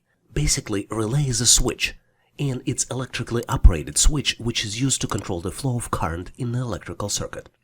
There are many types of relays available, but let's focus on the 3 that are choices in the answers of this question: SPST, SPDT, and DPDT. Let's start with the simplest one: single pole, single throw relay. In this relay, there is a single set of contacts, basically a single switch. This relay can provide a simple on-off control where the load, such as lamp, motor, or solenoid, is either connected or disconnected. Here is the simple example where we turn on lighting bulb on and off. A lot more complex relay is DPDT, which stands for double pole, double throw. This type of relay has 2 sets of contacts, each with a common terminal and 2 other terminals. Here's how DPDT relay works. As you might have guessed, DP stands for double pole. The double pole indicates that there are 2 separate circuits, poles, within the relay. Each pole has its own set of contacts.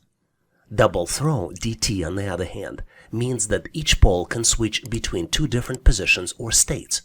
In other words, each pole has a normally opened, NO contact, and normally closed, NC contact. But as you might have guessed, neither SPST nor DPDT are the correct answer to the question. There is another type of relay, SPDT, which stands for single pole, double throw, which is shown on the original picture. In SPDT relay, there is a single set of common contacts that can be connected to 1 or 2 other sets of contacts. The common contacts are connected to either the normally open NO contact or the normally closed NC contact, but not both simultaneously.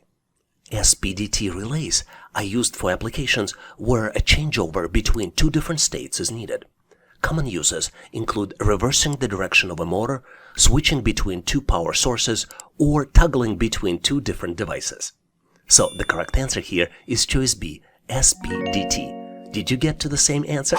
If not, please make sure to post your answer, solution, and rationale in comments. Here's the tricky problem, but I have full confidence you will be able to solve it. You have 3 switches outside the room and 3 light bulbs inside the room, with each switch controlling just 1 and only 1 light bulb. You need to determine which switch controls which bulb, but there are some limitations. For example, you cannot look inside the room while you're setting the switches, and you're only allowed to enter the room once. Bulbs are reachable, so when you enter the room, you will be able to switch bulbs if necessary. The question is, how can you determine which switch controls which bulb if you're only allowed to enter the room once? Tricky question, don't you think so? But the most interesting thing that there is a hint inside the question itself. Take a close look to see if you can come up with the answer. On my end, I am moving forward to share with you my version of the answer. And obviously, if you have a better way to solve it, please make sure to post in comments. I think to solve this challenge, you need to turn on any two bulbs and keep them on for the period of time. For example, to keep it simple, you can use switches 1 and 2 to turn them on. After a few minutes, you can turn off one of the switches that you initially turned on, for example, switch 2. The idea is that you let the bulb warm up, so you can determine which bulb was on for a period of time by touching it when you enter the room. When you enter the room, you will see that one bulb is on and two bulbs will be off, but you will be able to touch both bulbs that are off to determine which one is warm. This is the bulb that is connected to the switch 2, because this is the bulb that you turned on for a few minutes and then turned off. What's interesting is that there is a hint in the question itself. As we learned in the question, bulbs are reachable, so when you enter the room, you can switch the light bulbs if necessary. You have no need of switching them, but you can determine which bulb is warm, so you can determine which bulb was on for a period of time. Here's an amazing question to test your electrical skills, specifically your knowledge of electrical circuits. In the circuit shown, how many switches need to be closed to light up at least one bulb? You're presented with the circuit, and you need to select one out of 5 possible choices. Choice A, none. Choice B, 1. Choice C, 2. Choice D, 3. And last but not least, choice E, 4 switches. Take a close look to see if you can come up with the answer. The key here is not to overthink the problem. So I'm moving forward to share with you my version of the answer. And obviously, if you have a better way to solve it, please make sure to post in comments. The key to solve these types of challenges is not to overthink the problem. Let's start with the definitions. We're dealing with multiple devices here. So let's look how do we define each one of them. Let's start with the battery. Battery is a device that converts stored chemical energy into electrical energy and provides the necessary voltage to drive the current through the circuit. Next one on the list is the light bulb. It's an electrical device that emits lights, producing visible illumination. We have 4 of these light bulbs, so let's give each one unique ID. We'll call them L1, L2, L3, and L4. We also have 4 switches, and switch represents a device that's designed to control the flow of electric current through the circuit. Switch can either complete the circuit in its closed position or break the circuit in its open position, enabling or interrupting the flow of electricity. Since we have 4 of them, let's give each switch unique ID. We'll call them S1, S2, S3, and S4. And last concept that we're dealing with here is concept of circuit. Circuit is a defined pathway or route through which electric current can flow, connecting various components and allowing the transfer of electrical energy. Our circuit consists of 1 battery, 4 light bulbs, 4 switches, and all the conductors that connect these devices. To better understand how we should answer this question, let's understand how simple circuit works. Simple circuit contains only 1 light bulb, 1 switch, 1 battery, and conductors connecting these devices. When the switch in a circuit with 1 switch and 1 bulb is closed, it allows the flow of electric current to pass through the circuit. In this state, the bulb lights up due to the passage of electrical current. When we open the switch, it breaks the circuit's continuity. As a result, the current stops flowing, and the bulb turns off because there is no electricity that reaches it. Now, with the understanding of this simple circuit, let's go back to the original question. I think that at least 2 switches need to be closed to light up at least 1 bulb in the circuit shown. And one of the closed switches must be S1. When switch S1 in the circuit is closed, it allows the flow from the negative battery terminal to be connected. In addition, any one of the switches S2, S3, or S4 need to be closed as well to create the flow of electricity, but at least one of them should be closed to light up at least 1 bulb. In this state, the bulb lights up due to the passage of electric current. So the correct answer here is choice C, 2 switches. I also have a question for you. If switches S1 and S3 are closed, how many light bulbs will light up? And which ones are they going to be? Please make sure to post your answer and solution and rationale in comments so I can give you my feedback. In this section, we will look at Microsoft Excel questions frequently used in a test. Microsoft Excel test is a standardized assessment designed to measure an individual's proficiency in using this powerful spreadsheet software application. This test assesses a candidate's knowledge and skills in various Excel functions, formulas, data manipulation, formatting, and data analysis. It is commonly used by employers during the hiring process to determine a candidate's level of Excel proficiency. This assessment typically includes a variety of Excel tasks and exercises that range from basic to more advanced functionalities within Microsoft Excel. These tasks might involve creating and formatting spreadsheets, performing calculations using formulas and functions, managing data sets, creating charts and graphs, and demonstrating an understanding of data analysis techniques. Let's look at some sample Microsoft Excel test questions we typically see on the test. Here's an amazing question which is frequently used for analyst Excel assessment test. Steve is analyzing the data set of sales transactions, which has gaps in data after system crash. Which formula should he use to determine the number of all revenue-generating transactions? And you're presented with the data set as well as 4 different choices. Choice A, count A2 through A11. Choice B, count A, and then the ranges E2 through E11. Choice C, count blank, and then in parentheses, data set D2 through D11. And last but not least, count if C2 through C11, and then star in quotes. Take a close look to see if you can come up with the answer. What's interesting about this question is that all answers will generate the output, so there are no errors that will be generated. But to answer this question, you need to solve the business problem. And as usual, I'm going to move forward to share with you my version of the solution. And if you have a better way to solve it, please make sure to post in comments. I believe the correct answer here is choice B, count A for the range E2 through E11. Once we enter this formula, you can see that there are 8 records that are not blank. Let's count them. 1, 2, 3, 4, 5, 6, 7, and 8. And ultimately, this choice B, will count the number of non-blank cells in the revenue column. Since the revenue column contains the total revenue generated by each transaction, the result of this formula will be equal to the number of transactions for which revenue was generated. And this particular formula will help us answer the question, how many transactions actually generated the revenue? Now let's look at other choices to better understand why they are incorrect. Choice A, where formula is used, is count, and the ranges A2 through E11. There are 9 values counted as a result of this formula. And in fact, this formula will count the number of non-blank cells in the ID column.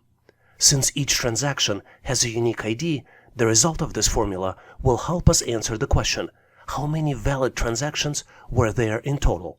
Now let's look at choice C, count blank for the range D2 through D11. This formula returns value of 1. And this is absolutely correct because this formula counts the number of blank cells in the quantity column.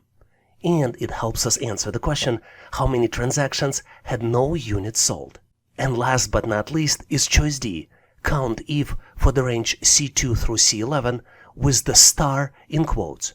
This formula returns the value of 9. And in fact, this is absolutely correct because this formula counts the number of cells in the product column that contain certain text. Since the wildcard was used, which star represents wildcard, all transactions with non-blank product values will be counted. This is why this formula is helpful to answer business question, how many transactions have non-blank product values? Do you have any other solutions or considerations? Please make sure to share them in comments so we can all learn. Here's an interesting question to test your knowledge of Excel formulas and functions. June is a small business owner, and she recorded her sales figures in an Excel spreadsheet. She needs to calculate total sales for 2022. Which of the following formulas will calculate the total sales correctly? You're presented with the snapshot of data from Microsoft Excel. and you need to select one out of 4 possible choices. Choice A equals sum B3 through B6. Choice B equals add and then in parentheses B3 through B6. Choice C equals total and then in parentheses B3 through B6. And last but not least, choice D equals product and then in parentheses equals B3 minus B6. Do you know the answer? I have full confidence that you can quickly solve this challenge. And I'm going to move forward to share with you my answer. And obviously, if you have a better way to solve it, please make sure to share in comments. To solve this challenge, you need to understand the data and know Microsoft Excel formulas and functions. As you might have figured out, the correct answer here is choice A equals sum and then in parentheses range B3 through B6. Sum function in Excel adds up the range of numbers. And to calculate the total sales for 2022, we need to add up all the sales figures for all quarters in 2022. As you can see, column B represents the sales data for 2022, and rows 3 through 6 represent quarterly sales. Now we know that the correct answer is choice A equals sum and then in parentheses cell B3 through B6. Let's look at why other options are incorrect. Option B, add values B3 through B6, is not a valid Excel formula. Option C, total B3 through B6, is also not a valid Excel formula. And choice product B3 minus B6 will multiply the values in the range B3 through B6 together, and it will not give you the total sales for 2022. In fact, if you looked at the choice D, the values supplied is not even a range. It's the difference between the values of B3 and B6, because we're supplying only one argument, which is the result of mathematical operation B3 minus B6. And in fact, the output of this function, product B3 minus B6, will be negative, because it's a result of a subtraction of 337 minus 439, and the end result will be negative 101.91. Do you have any other thoughts or considerations about this question? Please make sure to share them in comments. Here's an amazing question to test your knowledge of frequently used Microsoft Excel functions. Lakshmi needs to determine the smallest quarterly sales amount for 2023. Which of the following formulas can she use in Microsoft Excel to accomplish this? You're presented with the snippet of data, and you have 4 different choices to choose from. Formula min, and then you have values in parentheses table B3 through table E6. Choice B, min fs, and then value in parentheses B3 through E6. Choice C, min a, B3 through E6 in parentheses, and last but not least, choice D, min B3 through E6. Take a close look, maybe pause this video to see if you can come up with the solution. On my end, I'm going to jump to Microsoft Excel to share with you my version, and obviously if you have a better way to solve it, please make sure to post in comments. I believe the correct answer here is choice D, using min function and then in parentheses supplying argument B3 through E6. To understand the answer, let's look at the data. We have source data for quarterly sales located in the range B3 through E6. We have 4 salespeople on the left, and then we have quarterly sales represented in the row 2. Min function returns the minimum value in the range of cells, and it can be used to determine the smallest quarterly amount for 2023. Since the formula is correct and the range of cells selected is correct, min function will calculate the smallest amount, and smallest amount is equals 253.11. To reinforce the knowledge, let's also look at the incorrect answers to better understand why they are incorrect. Choice A is incorrect because it does not return the valid results. Let's try it. You see that the syntax is not correct. Choice B, min ifs function, sends the incorrect number of arguments into the function and thus generates an error.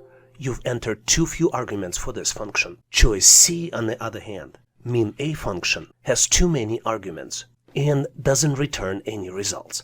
So the correct choice here is choice D, when we use the min function to find the smallest sales. Do you have any other suggestions?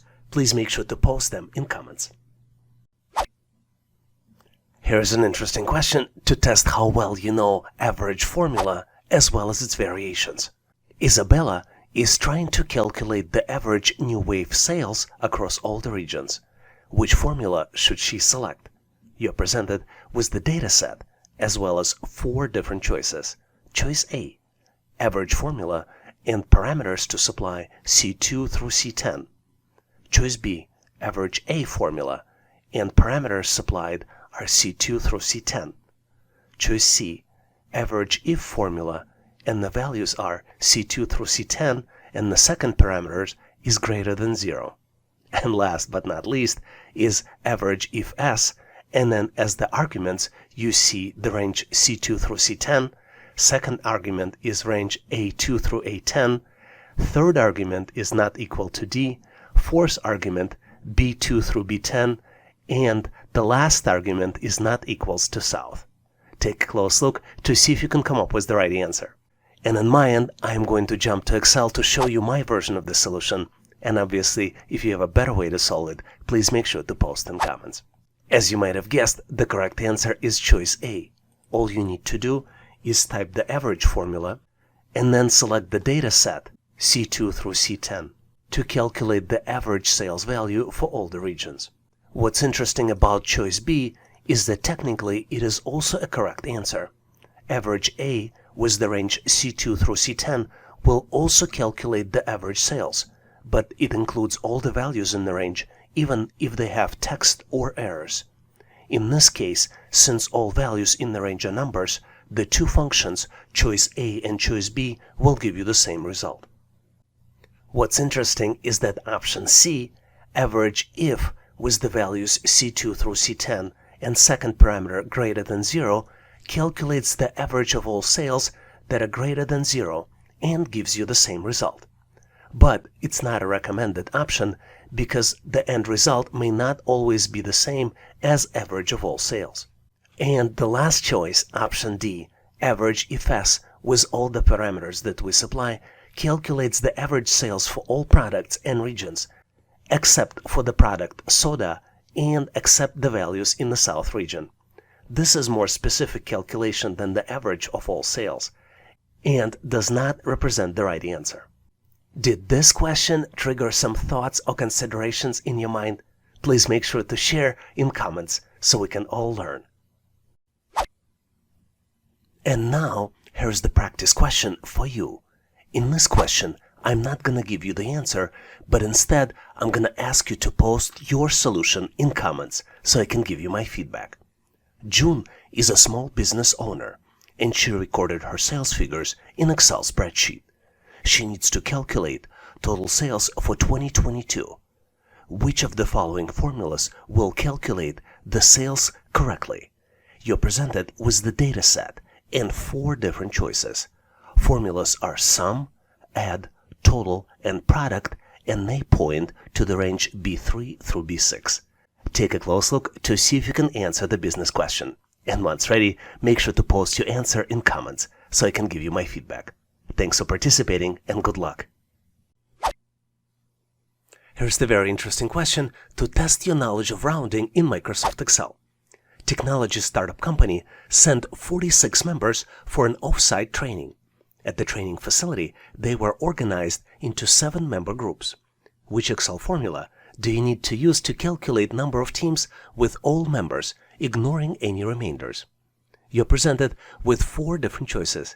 Choice A, divide cell A2 by B2. Choice B, you use round down formula and supply A2 divided by B2 as a first argument, and as a second argument you supply 0. Choice C, you use round formula and then supply A2 divided by B2, and second argument you supply as 0. And last but not least, you use round up formula, and then in parentheses you supply division of A2 by B2 and second argument as 0.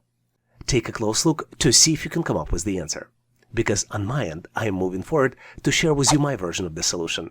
And obviously, if you have a better way to solve it, or have any other feedback or suggestions, please make sure to post in comments. I believe the correct answer here is choice B, round down. And the reason is because to solve this challenge, we need to use Excel formula which rounds the number down to the nearest integer. To simulate this scenario in Microsoft Excel, let's use round down formula, and you can see that it rounds a number down towards 0. And then let's supply arguments A2 divided by B2, and the second argument, which indicates how many digits we're rounding down to, would be 0. And then you see that the number of full-size teams is 6.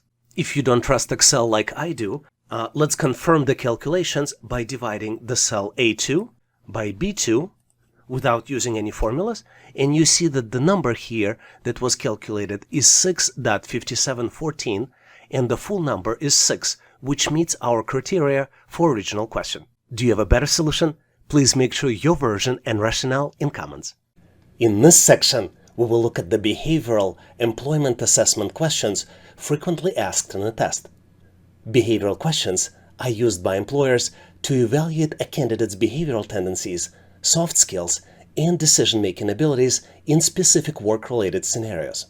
These tests are designed to predict how well a candidate is likely to perform and how well the candidate will fit into company's culture based on their responses to various situational questions.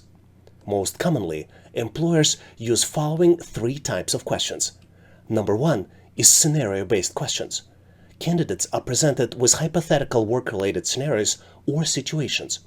These scenarios may be relevant to a specific job role or industry the candidate is applying for. Number 2 are multiple-choice questions. Candidates are provided with multiple-choice options as responses for each scenario. They need to choose the most appropriate or effective response. And last but not least are evaluation behavioral trait questions. These types of questions assess various behavioral traits and soft skills of the candidates, such as problem-solving ability, communication skills, teamwork, conflict resolution, time management, adaptability, and leadership potential. Let's look at some of the specific behavioral test questions we frequently see on the test. Here's an amazing question we frequently see on the test. You're presented with the statement. In this case, the statement is, I'm working better when no one is bothering me. You need to select your answer out of 7 possible choices. Choice A, strongly disagree. Choice B, disagree. Choice C, somewhat disagree. Choice D, not sure. Choice E, somewhat agree. Choice F, agree. And last but not least, choice G, strongly agree. Take a close look to see if you can come up with the answer. This is a tricky question, so in addition to just selecting the answer, I would recommend that you build a mental strategy on how to answer and why are you selecting this particular choice. Are you ready? Let's move forward, so I'll share with you my version of the answer. And obviously, if you have a better way to solve it, please make sure to post in comments. Before answering this question, let's take a close look to see what employer is looking for. I believe in this particular question, employer is looking for specific qualities and skills related to teamwork and collaboration. What's interesting is while the statement, I'm working better when no one's bothering me, might reflect preference for working independently, this is not correct. This statement, if answered incorrectly, raises concerns about your ability to function effectively within the team-oriented environment. To better understand how to answer, let's imagine the scenario where you're answering this question during job interview. How would you answer? I might be wrong, but when answering, you would highlight 3 important points. Number 1, you would highlight your collaboration skills. You would emphasize your ability to work well with others and your experiences in collaborating on projects and tasks. You probably would benefit by providing examples on how you communicate effectively, share ideas, and respect diverse opinions. Number 2, you would discuss successful team experiences. You probably would provide examples of times when you worked effectively in a team setting and collaborating to achieving positive outcomes. And last but not least, I would recommend that you acknowledge your independence but show adaptability. While it's okay to appreciate periods of uninterrupted work, it's essential to demonstrate your adaptability to work in a team when required. Now let's summarize and look at important considerations on how you can answer these types of questions. There are a few important criteria to keep in mind. Number 1 is that this question measures your level of sociability. These types of questions measure your tendency to enjoy being around people and working with others. Number 2, is in this question, employer is trying to determine if you're a good team player. Number 3. The correct answer depends on the specific job, but keep in mind that most of the jobs require interactions with other team members. So the summary here is that if your job opening requires teamwork, and most of the jobs do, it's always better to answer strongly disagree or disagree. And if you have ability to provide the rationale for your answer, make sure to use the samples that I'm just about to provide to you, as well as considerations in this notes section. Let's look at the specific sample. So you're presented with the question, I'm working better when no one is bothering me. Your answer might be, I respectfully disagree that I work better when no one's bothering me. In any work environment, I recognize the importance of being open to collaboration as well as team interactions. I understand that work processes can be unpredictable and that there may be situations where my coworkers require help or attention. And I'm always willing to lend a hand and actively engage with my team members to ensure our collective success. I genuinely enjoy being around people and thrive in collaborative setting. Working with others helps me leverage diverse perspectives and skill sets, which often leads to innovative solutions and improved outcomes. I strongly believe that maintaining open communications with colleagues fosters a supportive and productive work environment. What's even more important is that while I prefer to minimize unnecessary distractions and unrelated requests during my focus time, I understand that effective teamwork sometimes necessitates flexibility. In such cases, I am acceptable and capable of handling stress with composure. I have developed resilience and the ability to maintain productivity even in the demanding situations. So, ultimately, I am confident that my collaborative mindset, interpersonal skills, and capacity to handle varying work dynamics make me a strong fit for the role that requires team interactions. I am committed to contributing my best efforts to the team's success and fostering a positive and productive work environment. This is why, when I was presented with the question, I am working better when no one bothering me, I chose choices A, strongly disagree, or choice B, disagree. What are your thoughts and experiences answering this type of question? Could you please share your thought process and rationale in comments so we can all learn? We get a lot of questions on how to excel on behavioral assessment tests for employment. I believe that to succeed on behavioral tests, you must adopt a comprehensive approach that showcases authenticity, self-awareness, job relevance, a balanced perspective, as well as the art of supporting examples. Let's look at each one of them in more details. Number 1 is embrace authenticity. Authenticity forms the foundation of successful behavioral assessment. As a candidate, make sure to be true to yourself and present honest responses that genuinely reflect your personality, values, and work style.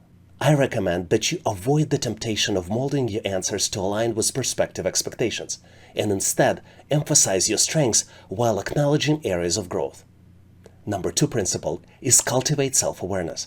Self-awareness is the key to understanding and articulating your behavioral tendencies. Take a moment to showcase your unique characteristics, strengths, and weaknesses. More than just understanding yourself in isolation, consider how your attributes contribute to collaborative work environment. Number 3 principle is tailor your responses for job relevance. To truly stand out, candidate must recognize the importance of tailoring responses for specific job requirements. Before responding to each scenario, carefully analyze the job description, responsibilities, and organizational values. Make sure to align your answers with the qualities that employer is looking for and ensure that responses resonate with their expectations. Number 4 is strike a balanced perspective. While emphasizing your strengths is crucial, avoid painting the overly one-sided picture of yourself. Make sure that you strive for the balanced perspective, which would acknowledge both your positive attributes and areas of development. And also ensure that you highlight your willingness to learn, adapt, and grow. And last but not least, principle number 5 is elevate your responses with supporting examples. Concrete examples are the lifeblood of compelling behavioral assessment response.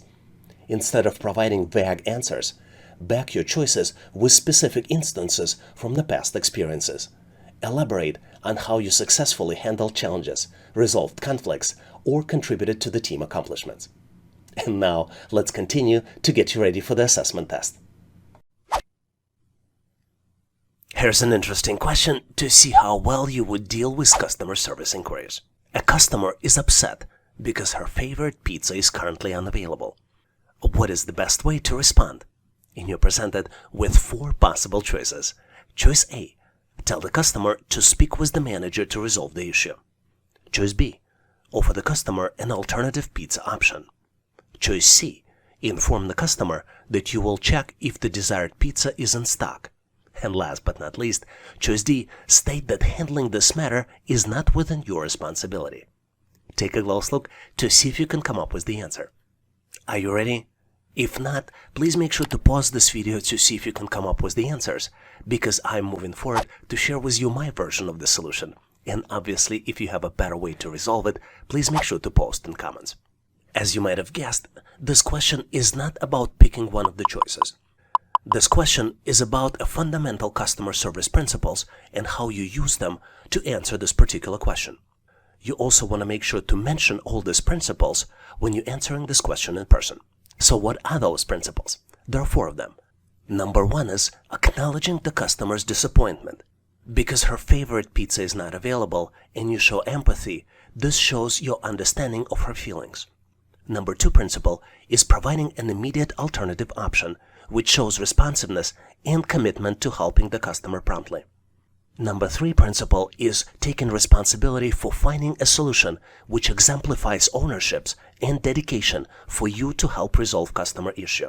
And last but not least is the principle of offering an alternative. In this case, you can offer alternative pizza, which would demonstrate a proactive approach to addressing the customer concern and finding a suitable resolution. Based on these 4 principles, let's look at the incorrect answers and why you might avoid selecting them. Choice A. Tell the customer to speak with the manager to resolve the issue. Using this selection passes the responsibility to the manager and may make customer feel ignored and dismissed, and it is important to take initiative and attempt to assist the customer directly. Choice C. Inform the customer that you will check if the desired pizza is in stock is a good choice. But this is not the best choice. While this response shows some willingness to help, it may leave the customer waiting for the solution. Offering an immediate alternative is a more proactive approach. And last incorrect choice is choice D. State that handling this matter is not within your responsibility. Telling the customer that it's not your responsibility can come across as unhelpful and may lead to further dissatisfaction. You should strive to assist the customer as much as possible within your capacity. So as you might have figured out, I believe that the correct answer to this question is choice B. Offer an alternative pizza option. By offering an alternative pizza option, you address the customer's disappointment and demonstrate willingness to help. In addition to the suggestion, you can also offer to search for her favorite pizza flavors in competitor brands. This approach helps turn a negative situation into a positive one, where you learn more about the customer and find the proactive solution as possible suitable alternative. What do you think about this question? Do you agree with this solution? Do you have a better way to solve it? Please make sure to post your answer and rationale in comments. In this section, we will look at numerical reasoning test questions frequently used in a test. Numerical reasoning assessment test is a standardized evaluation designed to assess individuals' ability to understand and work with numerical data, make calculations, interpret charts and graphs, and draw conclusions from quantitative information. The typical content of numerical reasoning test can vary, but often include topics such as basic arithmetic, percentage and ratios, data interpretation, financial analysis, mathematical problem solving, number sequences, and a lot of others. Let's look at some sample numerical reasoning assessment test questions we typically see on the test. What's interesting about this problem is that it seems unsolvable, but if you make one correct assumption, it's so easy to solve it. You're presented with the shelf of items from the coffee shop, and the items are cupcakes and cookies. There are 3 sets of items, and 2 sets have price tags associated with them, and the last set does not, and you need to calculate the price tag for the last set.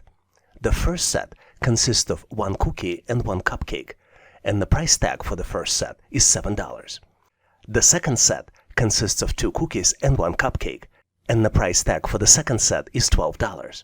The last set consists of only 1 cupcake, and you need to calculate and select price for the cupcake out of 4 possible choices. Choice A, $5. Choice B, $4. Choice C, $2. And last but not least, choice D, $3. Take a close look to see if you can come up with the answer. Did you figure it out? It seems unsolvable, but the only thing you need to make is one assumption. And using this assumption, I'm going to move forward to share with you my version of the answer. And obviously, if you have a better way to solve it, please make sure to post in comments. Take a close look at the first set. The first set consists of cookie and cupcake, and it costs $7. What's interesting is that the second set already includes the first set plus the cookie, which allows us to calculate the price of this extra cookie. And we can do it by subtracting 7 from 12, and the end result of it is $5, which means that the price of cookie is $5. Now we can easily calculate the price of cupcake by subtracting 5 from 7, which means that the total price of cupcake is 2. So the correct answer here is choice C, $2. Did you get to the same answer? If not, please make sure to post your answer, solution, and rationale in comments. Here's a very interesting problem which shows how well you can do mental calculations. It will take another 5 minutes for the clock to strike 4 o'clock. How much time is left until the clock shows 3:45? You're presented with 2 clocks. One shows 5 minutes before 4 o'clock. Second one shows 3:45. And you need to select the answer out of 4 possible choices. Choice A, 11 hours and 50 minutes. Choice B, 12 hours and 10 minutes. Choice C, 11 hours and 10 minutes. And last but not least, choice D, 10 minutes. Take a close look to see if you can come up with the answer. I'm moving forward to share with you my version of the answer. And if for whatever reason you think the answer should be different, please make sure to post your answer, solution, and rationale in comments. Let's first determine how much time is actually on the clock. Based on the description, it will take another 5 minutes for the clock to strike 4 o'clock, which means that the clock now shows 3:55. Our next described point on the clock will be 3:45, which could be represented as 15:45, and clock will reach this point after around 12 hours to show 3:45 again. In the military time, which is frequently used in US, it's going to be 15:45, and it's going to be a little bit less than 15:55. Let's determine how much less than 12 hours it's going to be. Since the clock already passed 10 minutes from 3:45 to 3:55, it will take 10 minutes less than full 12 hours. This is why we can subtract 10 minutes from 12 hours to get to the answer of 11 hours and 50 minutes. So the correct answer here is choice A, 11 hours and 50 minutes. Did you get to the same answer? If not, please make sure to post your answer and rationale in comments. Here's an amazing problem where you need to exercise your brain and cognitive skills by calculating not just one number, but 2 numbers. You're presented with the scale, and you see that the value of diamond as well as the sum values are missing. And you need to ensure that scale remains balanced by calculating the value of the diamond as well as the sum.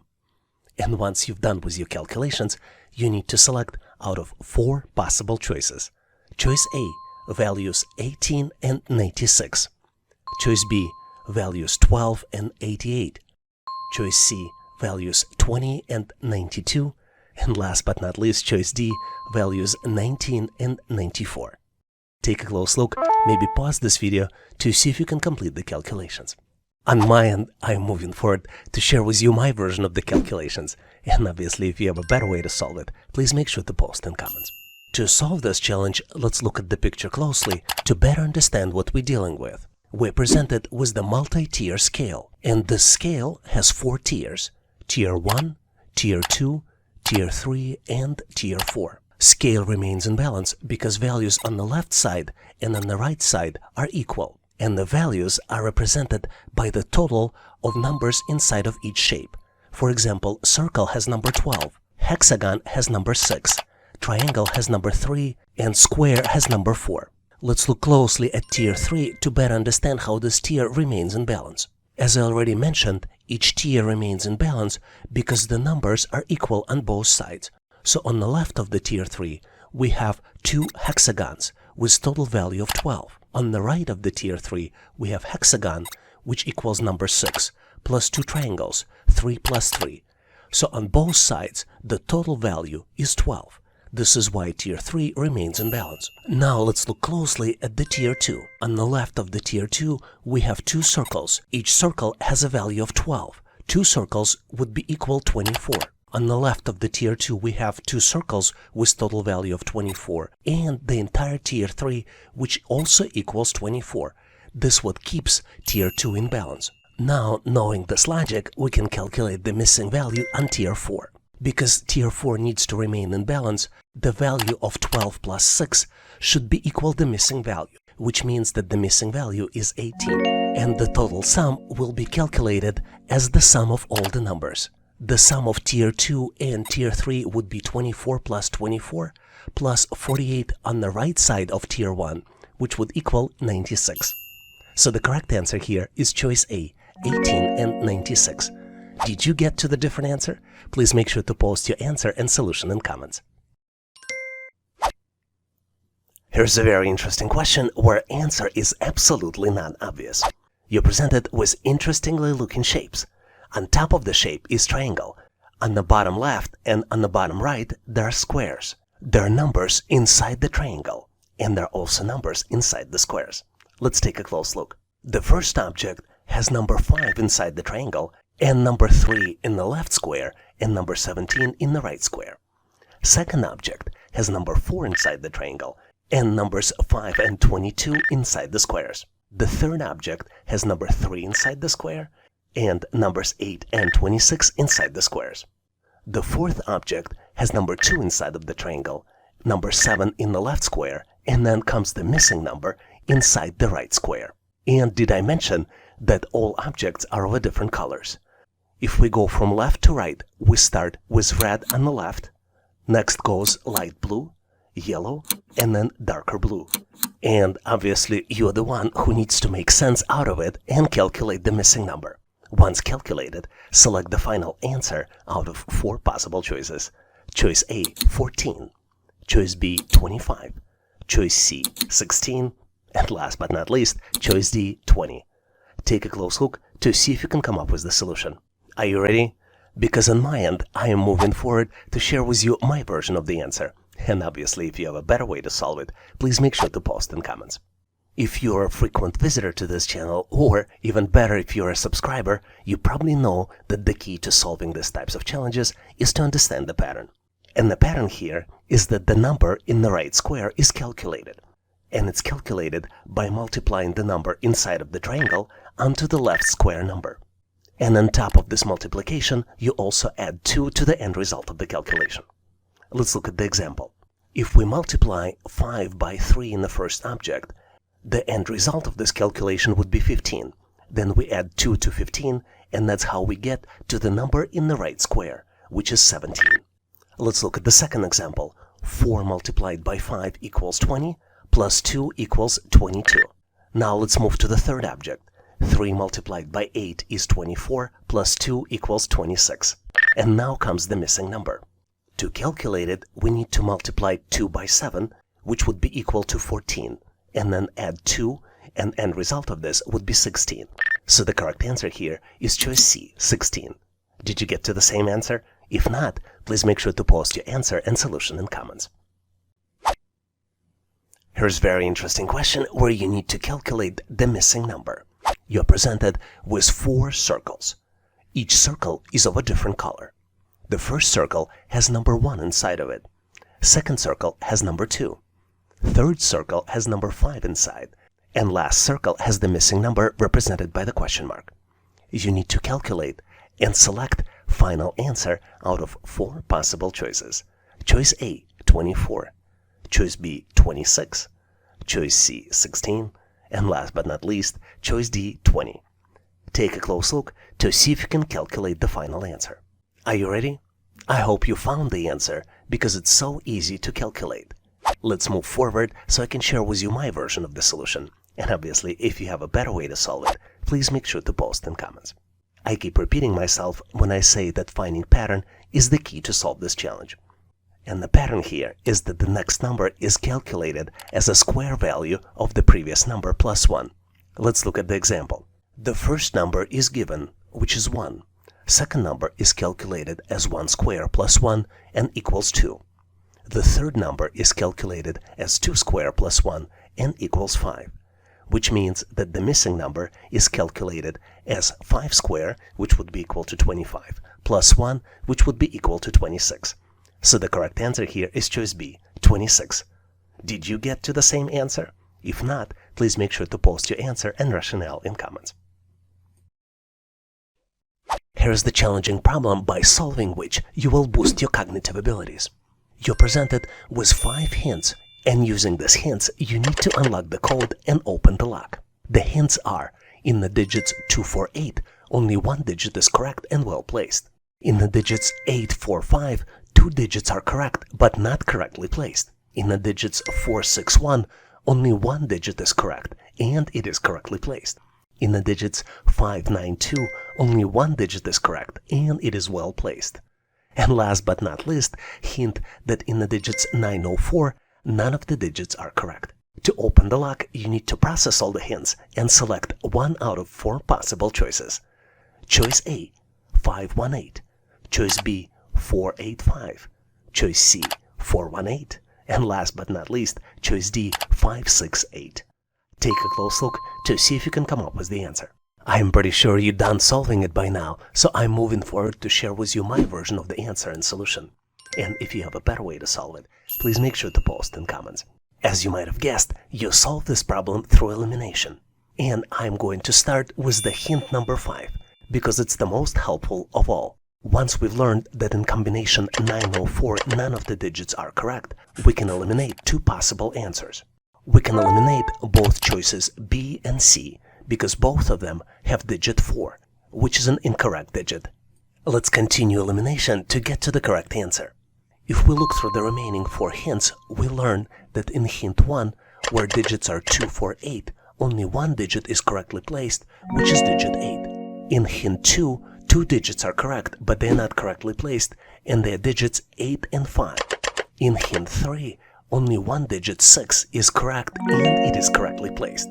And last but not least, in hint 4, digit 5 is correct and it is well placed. Based on this, the correct answer here is choice D, 568. Do you have any hints to show how to best solve these types of challenges? If you do, please make sure to post them in comments. Have you ever dealt with the money tree? Well, now it's your opportunity. And it's your opportunity to check your attention to details. You're presented with the money tree making enterprise. And you need to calculate the total value of money that you see in the picture. What's interesting here is that each coin is 1 cent, and each bill equals $1. You need to identify all coins and all bills and count the total value. Once you complete the calculations, please select 1 out of 4 possible choices. Choice A, $10.18. Choice B, $12.09. Choice C, $15.15. And last but not least, choice D, $18.07. Take a close look to see if you can complete the calculations. I think the correct answer here is choice A, $10.18. And here's why. I counted $10 in the picture. Let's start with the top of the money tree. 1, 2, 3, 4. And then on the right, we see another group of the dollar bills. There are $5 there. Let's count them together. 1, 2, 3, 4, 5. And then we see the hard-to-notice dollar bill on the top of the flower pot. Now let's count the coins. We see 9 coins to the right of the flower pot. Then we see 8 coins coming out of the watering can. And then there is 1 coin on top of the watering can, which is easy to miss. Did you get to the same answer? Choice A, $10.18? If you didn't, please make sure to post your answer and whatever other coins or dollar bills I missed in comments. Here's a puzzling question for you, but I have full confidence that you can solve it quickly. You're presented with 4x4 matrix, and the numbers are starting in the upper left corner, 9, 8, 3, 4. The second row numbers are 2, 9, 2, and then comes the missing number. The third row starts with 4, 6, 2, 0. And last but not least row is 7, 6, 2, and 6. You need to calculate the missing number. And you have 4 different choices to select from. Choice A, 2. Choice B, 5. Choice C, 6. And last but not least, choice D, 7. Take a close look to see if you can come up with the solution. Did you get to the right answer? I hope you did, because I'm moving forward to share with you my version of the solution. And obviously, if you have a better way to solve it, please make sure to post in comments. You're probably tired of hearing this in this channel, but to solve these types of challenges, you need to detect the pattern. And the pattern here is that the last 2 digits are equal to the sum of the first 2 digits multiplied by 2. Let's look at the example. The first row contains numbers 9, 8, 3, 4. And the expression here is that 9 plus 8 in parentheses multiplied by 2 equals 34. Based on this logic, the third number would be 4 plus 6 in parentheses multiplied by 2, which would be equal to 20, which represents the set of numbers 4, 6, and then 20. And then the last row would be 7 plus 6 in parentheses multiplied by 2, which would be 13 multiplied by 2, which would be equal to 26. So the missing number would be calculated as 2 plus 9 multiplied by 2 equals 22. So the correct answer here is choice A, 2. Did you get to the same answer? If you didn't, or maybe you got to a different answer, please make sure to post your version in comments. You will enjoy this question because it tests your logical thinking and analytical skills. You're presented with the dart in the exact middle of the dartboard. Dart has numbers on top of the ribbon and at the end of the ribbon. The numbers on the ribbon are 13, 18, 41, 128, and 517. Numbers at the end of the ribbon are 18, 41, 128, 517, and then comes the missing number you need to calculate and select out of 4 possible choices. Choices A, 1921, choice B, 2029, choice C, 2359, and last but not least, choice D, 2590. Give yourself a moment, maybe pause this video to see if you can calculate the answer. Are you ready? Let's move forward so I can share with you my version of the answer. And obviously, if you have a better way to solve it, please make sure to post in comments. First, to answer this question, let's understand what we're dealing with. Since this game may not be very familiar in all the parts of the world, let's start with the definition. Darts is the competitive sport in which players throw small sharp-pointed missiles, known as darts, at the round target known as dartboard. Now, let's look closely at the dart we're dealing with. Our dart is unique because it has ribbons. There is a number on the ribbon, and there is a calculated number at the end of the ribbon. To complete the calculations, let's assign each ribbon unique number. We're dealing with ribbons 1, 2, 3, 4, and 5. And, as you might have already figured out, the number at the end of the ribbon is calculated based on the sequence ID and number on top of the ribbon itself. The formula to do the calculations is that the end of the ribbon number is calculated as number on top of the ribbon multiplied by sequence ID plus 5. Let's look at the example. The first blue ribbon has the sequence number 1, so that the end of the ribbon number is calculated as 13 multiplied by 1 plus 5, which would be equals 18. The second ribbon number is calculated as 18 multiplied by 2 plus 5 equals 41. The third ribbon number is calculated as 41 multiplied by 3 plus 5 equals 128. And the fourth ribbon number is calculated as 128 multiplied by 4 plus 5 equals 517. Now we know how to calculate the missing number. The missing number is calculated as 517 multiplied by 5 plus 5, which would be equal to 2590. So the correct answer here is choice D, 2590. Did you get to the same answer? If not, please make sure to post your answer and solution in comments.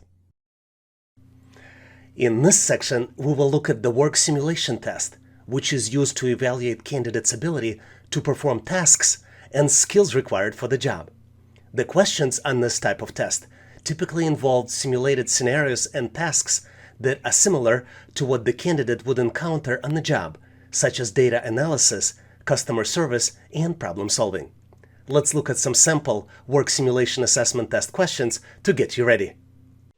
Here's a very interesting question to determine how well you can work with others. You need to determine what is the best way to schedule a meeting with the client who is based in a different time zone and has limited availability. You need to select out of 4 possible choices. Choice A, schedule the meeting without considering the client's time zone. Choice B, email the client with several date and time options without specifying the time zone. Choice C, check the client's time zone and suggest several date and time options that work for both the client and your manager. And last but not least, choice D, schedule the meeting during your manager's preferred time slot without considering the client's availability or time zone. Take a close look to see if you can select the right answer. And I'm moving forward to share with you my version of the answer. And obviously, if you have a better way to solve it, please make sure to post in comments. I believe the correct answer here is choice C. Option C is the best choice because it takes into consideration the client's availability and time zone. There are 2 stakeholders in this action, your manager and your client. And you need to check the time zone and suggest several date and time options that work for both the client and your manager. This will ensure that the meeting is scheduled at a convenient time for both parties, and this minimizes the risk of confusion and miscommunication. Let's also look at other options to determine why they might be incorrect. Let's look at option A. It is wrong because it ignores the client's time zone, which will lead to scheduling conflicts. Option B is also incorrect because it does not specify the time zone, which can cause confusion and miscommunication. And last but not least, option D is incorrect as well because it disregards the client's availability and time zone, which can lead to scheduling conflicts and damage the company's reputation. When you solved this challenge on your own, did you come up with a different answer? If this is the case, please make sure to post your answer and solution in comments. Very frequently on the test, companies look at your customer service skills. This is one of these types of questions. You work as a CSR and need to help troubleshoot internet connectivity. What is the best approach to troubleshoot slow internet speeds for a customer? You're presented with 4 choices and you need to select one. Choice A, ask the customer to restart their modem and transfer to technical support if issue persists. Choice B, ask the customer to restart their computer and transfer to technical support if issue persists. Choice C, ask the customer to check their internet connection and transfer to technical support if the issue persists. And last but not least, choice D, walk the customer through the thorough troubleshooting process, including resetting the modem and computer, checking cables and connections, and testing the internet speeds. Take a close look to see if you can come up with the answer. If you need to pause this video, feel free to do this to reread the answers and select the correct one. On my end, I'm moving forward to share with you my version of the answer. And obviously, if you have a better way to solve it or have a different important considerations, please make sure to bring them up in comments. I believe the correct answer here is choice D. To remind you, in choice D, you would need to walk the customer through a thorough troubleshooting process, including resetting the modem and computer, checking cables and connections, and testing the internet speeds. Only this approach shows your commitment to providing excellent customer service and may even resolve the issue without need for technical support transfer. One important thing to note, the original question is kind of convoluted and it uses the acronyms. Just to clarify for you, CSR stands for Customer Service Representative. And now let's look at the incorrect choices, choices A, B, and C, to see why they are incorrect. I think those options are incorrect because they only involved asking the customer to perform a single action and then transferring them to technical support. This approach may not resolve the issue and it may result in a customer having to wait longer for the resolution. Did you come up with the different answer?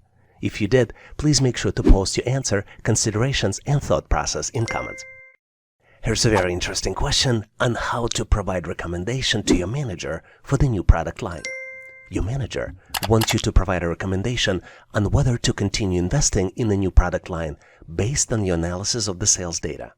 What is the best approach to analyze the sales data and provide the recommendation? You're presented with 4 different choices. Let's look at each one of them. Choice A, Conduct a simple analysis of the sales data and provide recommendation based on initial findings. Choice B. Conduct a comprehensive analysis of the sales data, including market trends and competitor data. Provide a recommendation based on your findings. Choice C. Provide a recommendation based on personal opinion and expertise without conducting any analysis of the sales data. And last but not least, choice D. Provide a recommendation based on the sales data from a similar product line without analyzing the sales data for the new product line. Take a close look to see if you can select the correct answer. Are you ready? Ready or not, I am moving forward to share with you my version of the answer. And obviously, if you have a better way to solve it, please make sure to post in comments. I think the correct answer here is choice B. In choice B, you need to conduct a comprehensive analysis of the sales data, including market trends and competitor data. Provide a recommendation based on your findings. I think this choice is correct because it allows you to provide a thorough understanding of the sales data, ensuring more accurate and informed recommendation. Conducting a comprehensive analysis of the sales data is essential in making an informed decision for your manager. Let's also look at the incorrect choices to determine why they are incorrect. Option A is too simplistic and can get the result in an incomplete assessment of the sales data. Option C is unreliable and can be seen as unprofessional since it's based on personal opinion and experience without any supporting data. And last but not least, choice D is not recommended since it involves using sales data from a similar product line, which may not be relevant to the new product line. Was your answer different? If it was, please make sure to post your answer and solution in comments. In this section, we will look at the sample questions for verbal reasoning test for employment, which typically represents an assessment used by employers to measure candidates' ability to comprehend and analyze written information. The questions typically involve reading passages, answering questions based on the information presented, as well as identifying relationships between words and understanding the vocabulary. Let's look at some sample questions that you typically see on the test to make sure you get ready. Here's the question you will definitely enjoy solving. You're presented with 8 letters, and you need to determine the next letter in the sequence. The letters you see are D, J, F, M, A, M, J, J, and then comes the missing letter, which you need to select out of 4 possible choices. Choice A, J, choice B, A, choice C, F, and choice D, M. Take a close look to see if you can come up with the solution. I'm going to give you a quick hint. Try to solve the pattern by thinking about Christmas, and then New Year, and then think what comes next. I hope this hint was helpful because I'm moving forward to share with you my version of the answer. And obviously, if you have a better way to solve it, please make sure to post in comments. As you might have guessed, the sequence represents the first letters of each month, starting from December. This is why I started with Christmas. Then comes January. This is why I mentioned New Year. Then February, March, April, May, June, July, and as you might have guessed, the next month would be August, which starts with A. So the correct answer here is choice B, A. I truly hope that you came up with the correct version of the answer on your own, and if you didn't, learn how to answer similar problems on the test. Admit it or not, but deciphering this question is like teaching a penguin to fly. A real flap, but once you soar through, it's a flight of an accomplishment. I wonder if these questions are secretly evaluating our ability to navigate unconventional situations. You're presented with the circle, which contains letters inside. 3 letters are missing. You need to build English business word by selecting 3 possible letters. For choice A, the letters are A, Y, and Y. For choice B, the letters are A, E, Y. For choice C, the letters are E, T, O. And for choice D, the letters are A, and Y. Feeling challenged? It's okay, you're not alone. I feel the same way. Whether you're a seasoned solver or casual questions explorer, I have faith in your problem-solving abilities. Give it the time it deserves, think outside the box, and watch the pieces fall into place. I have full confidence that you've got what it takes.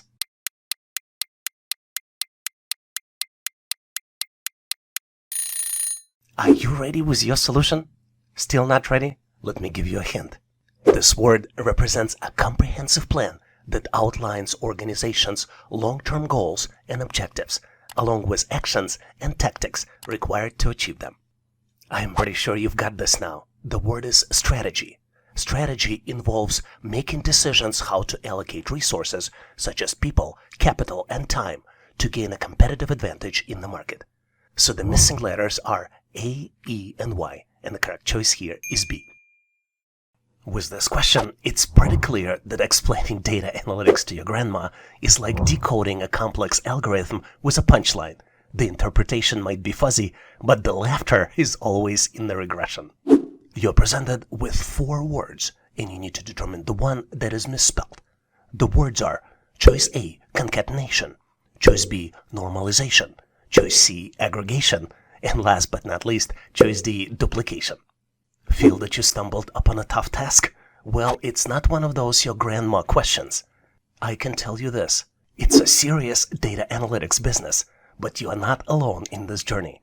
Whether you're a problem-solving veteran or newcomer, I believe in your capabilities. Take a moment to reflect, tap into your creativity, and let's tackle this challenge together. Your answer is just waiting to be discovered.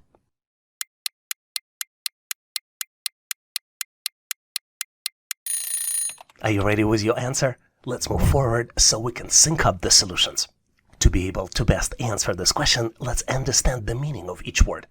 Concatenation stands for merging or combining 2 or more things, such as datasets or strings, into a single entity. Normalization is adjusting and scaling data to a standard format or range for consistent analysis. Aggregation is summarizing or combining data to obtain overall insights or totals. And last but not least, duplication is creating identical copies of data or records within a dataset. I'm pretty sure you figured it by now. The misspelled word is choice C, aggregation. The correct spelling is A-G-G, 2 G's here in this word, R-E-G-A-T-I-O-N. Let's dive into the world of letters with this amazingly tricky question that not only evaluates your English alphabet knowledge, but also tests your analytical skills and your strategies for tackling challenges effectively. You're presented with 3x3 matrix. The matrix has letters inside. The first row has letters A, B, and D. The second row has letters B, D, and F. And then the third row has letters D, F, and then comes the missing letter, which you need to select out of 4 possible choices. Choice A, H. Choice B, D. Choice C, F. And last but not least, choice D, K. Take a close look to see if you can come up with the answer. I mentioned that this question is a little tricky, so let me give you a hint. Take a close look and consider why would some boxes, some squares in the matrix would be in gray and some would be in white. Was it helpful? I hope it was. I've unlocked my answer and I'm excited to unveil some hints for you to share the answer. Let's explore the solution together. And obviously, if you've came up with the different and more creative alternative solution or tips how to solve these types of challenges effectively, make sure to post them in comments. To answer this question correctly, let's look at our matrix from a little different dimension. Each letter here corresponds to a specific place in the alphabet, which can be represented by the number. For example, letter A equals 1, letter B 2, C 3, and etc. If we follow this logic, we can replace all letters in all 3 rows with the numbers. So for the first row, the numbers will be 1, 2, and 4. For the second row, the numbers would be 2, 4, and 6. And for the third row, the numbers will be 4 and 6, and then would be the missing number. The next step is to determine what's happening with the numbers and how to calculate the missing number. Remember I gave you a hint? Hope you figured it out, because numbers in the white squares here are the result of addition of numbers in the gray squares. Let's look at the example. For example, 2 plus 2 equals 4. 4 plus 2 equals 6. This is how the numbers in the white squares of the second row are calculated. 2 plus 4 equals 6. This is the result of the calculation in the third row, which would mean that the missing number on the intersection of 4 and 4 will be calculated as addition of 4 plus 4, which would be equal to 8. So the correct answer here is choice A, H, because H is the letter that corresponds to the number 8. Here's an amazing question to test your verbal reasoning and analytical skills. You need to arrange the words into a coherent sentence and determine the last word in this sentence. The words are A. Coverage, B. Protects, C. Against, D. Financial, E. Losses, F. Business, G. Risks. Take a close look, see if you can build this sentence and determine the last word in this sentence. Did you figure it out? I am moving forward to share with you my version of the answer, and obviously if you have a better way to solve it, please make sure to post in comments. To get to the correct answer, let's look at each word in this sentence to determine the meaning of the word and how to use it correct way. We start with the words coverage, business, and risks. These are not the objects of the sentence. We also look at the against and financial. These are prepositions and adjectives. The word protects is the verb and it provides valuable information in the sentence. The word losses is the object of the sentence and it provides information about what business insurance protects against. Based on this information, let's build the sentence. Business insurance protects against financial losses. Based on this, we can determine that the last word in the sentence is losses.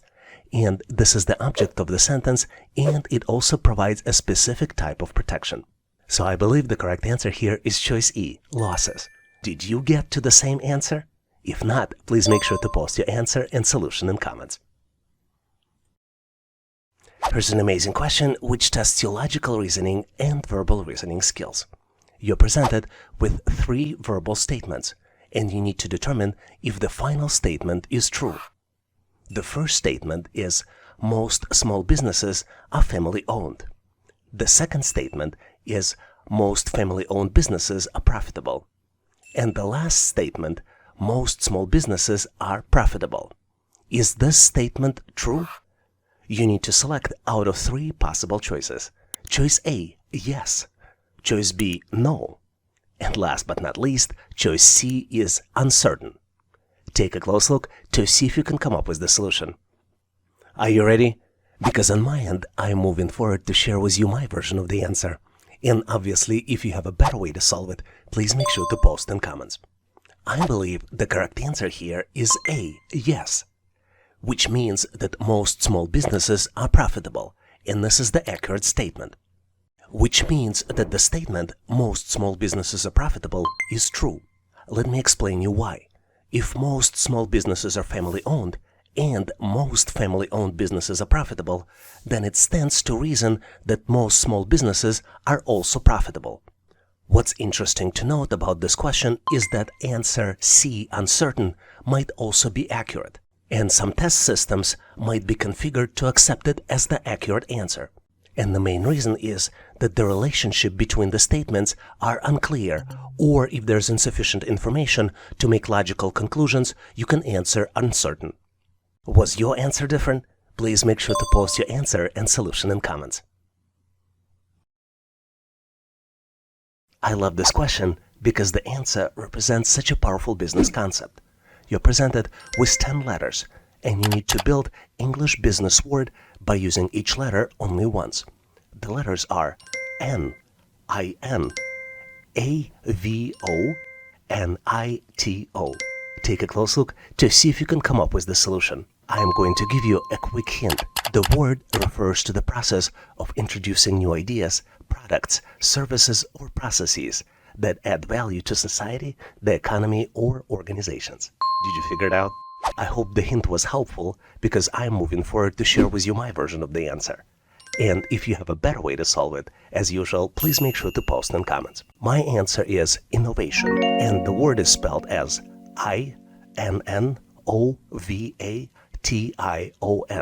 What's interesting is that innovation involves combining creativity, technology, and practicality to develop new solutions that meet people's needs and address emerging challenges. Innovation is also crucial for the growth and development of the businesses, economies, and societies, and it drives competitiveness, productivity, and progress. Let's look at the examples of the most recent consumer innovations. Number 1 is streaming services. The popularity of streaming services such as Netflix, Hulu, and Disney Plus disrupted the traditional TV industry, by offering on-demand access to the vast library of movies and TV shows. The fact that I can broadcast my videos and share them with you directly is also part of streaming services innovation. The next one on my list is electric cars. The development of electric cars by companies such as Tesla, Nissan, and Chevrolet has provided consumers with a more sustainable and energy-efficient alternative to traditional gasoline-powered vehicles. Another example of recent innovation is wearable technology. The emergence of wearable technologies such as smartwatches, fitness trackers, and virtual reality headsets had powered people to track their health and fitness, stay connected, and experience immersive digital content. We also recently enjoyed innovation of online marketplaces. Companies such as Amazon, eBay, and Etsy revolutionized the way people shop by providing them with vast selection of products, competitive prices, and fast delivery options. And last but not least on my list is the smart home technology. The rise of smart home technology allowed people to control and automate various aspects of their homes, from lighting and temperature to security and entertainment, using voice commands and mobile apps. Do you know any other examples of recent innovations? Please make sure to share them in comments so we can all learn. There's no better question to boost your IQ and brain power. You're presented with 3 expressions, and you need to find the missing item in the third expression. The first expression is B plus D equals F. The second expression is Z minus W equals C. And the third expression is D multiplied by E equals missing item. And you need to find and select the missing item out of 4 possible choices. Choice A, T. Choice B, S. Choice C, U. And last but not least, choice D, I. Take a close look to see if you can come up with the missing item. I'm going to give you a quick hint here. To solve this challenge, you need to know English alphabet. But it's one of the simplest alphabets available with only 26 letters. Are you ready? Let's move forward, so I'll share with you my version of the answer. And obviously, if you have a better way to solve it, please make sure to post in comments. To solve this challenge, you really need to have a good understanding of English alphabet. And not just the alphabet, but also analytically understand that you can assign a number for each letter of the alphabet. I already mentioned that there are 26 letters in English alphabet, and this is probably one of the first things you study when you study English. So the letters would be A, B, C, D, and so on. And you can go forward, and for each letter, you can assign the number. For example, letter A will get associated with number 1. Letter B will be associated with number 2. C with 3, D with 4, E with 5, and you can continue up to the letter Z, which would be associated with number 26. With this cross-reference, let's see if we can get a better conversion between letters and numbers. For example, expression B plus D equals F, in reality, after conversion, would be 2 plus 4 equals 6, which makes mathematical sense. Let's look at the second one. Z minus W equals C would in reality be equal 26, which is the number associated with letter Z, minus 23, which is the number associated with letter W, which would be equal to 3. So the last expression, D multiplied by E, in reality would be equal 4 multiplied by 5, and would be equal to 20, which is associated with the letter T. So the correct answer here is choice A, T. Did you get to the same answer? If not, please make sure to post your answer and rationale in comments. Here's an amazing question to test your English business vocabulary. You need to build English business word using all the letters presented on the screen, and you only need to use each letter once. The letters are G, O, I, S, L, T, I, C, S. Take a close look to see if you can come up with the answer. Because I want you to succeed so much, I'm gonna give you a quick hint. The word represents the process of planning, implementing, and controlling the movements of storage of goods or materials from the point of origin to the point of consumption. Did you figure it out? I'm going to move forward and share with you my version of the answer. But if you have a better way or alternative way to solve it, please make sure to post in comments. The answer is logistics. The word is spelled as Logistics. To get better at solving these types of challenges, try to visualize the word and try different combinations. For example, if you look at original 9 letters, you will see that if we start from the middle, you can start building the word L-O-G, and then you build the remainder of the word to get to the correct answer. Do you have any other tips, tricks, or techniques that can help you solve these types of challenges? Please make sure to post them in comments. In this section, we will look at the logical reasoning questions that are used to evaluate candidates' ability to reason and draw logical conclusions from the information given. The questions on this type of test typically involve sequences of shapes and numbers, analogies, and deductive reasoning questions. Let's look at some sample logical reasoning assessment test questions to get you prepared. Here's a puzzling question for you, but I have full confidence that you can solve it quickly. You're presented with 4x4 matrix, and the numbers are, starting in the upper left corner, 9, 8, 3, 4. The second row numbers are 2, 9, 2, and then comes the missing number. The third row starts with 4, 6, 2, 0. And last but not least row is 7, 6, 2, and 6. You need to calculate the missing number, and you have 4 different choices to select from. Choice A, 2. Choice B, 5. Choice C, 6. And last but not least, choice D, 7. Take a close look to see if you can come up with the solution. Did you get to the right answer? I hope you did, because I'm moving forward to share with you my version of the solution. And obviously, if you have a better way to solve it, please make sure to post in comments. You're probably tired of hearing this on this channel, but to solve these types of challenges, you need to detect the pattern. And the pattern here is that the last 2 digits are equal to the sum of the first 2 digits multiplied by 2. Let's look at the example. The first row contains numbers 9, 8, 3, 4. And the expression here is that 9 plus 8 in parentheses multiplied by 2 equals 34. Based on this logic, the third number would be 4 plus 6 in parentheses multiplied by 2, which would be equal to 20, which represents the set of numbers 4, 6, and then 20.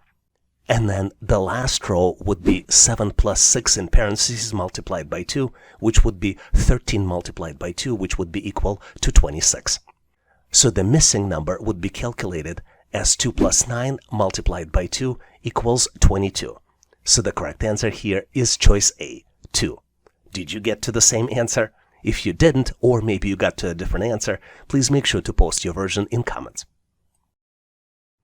Here's a tricky problem which some might find challenging, but you, being a subscriber to this channel, will solve very easily.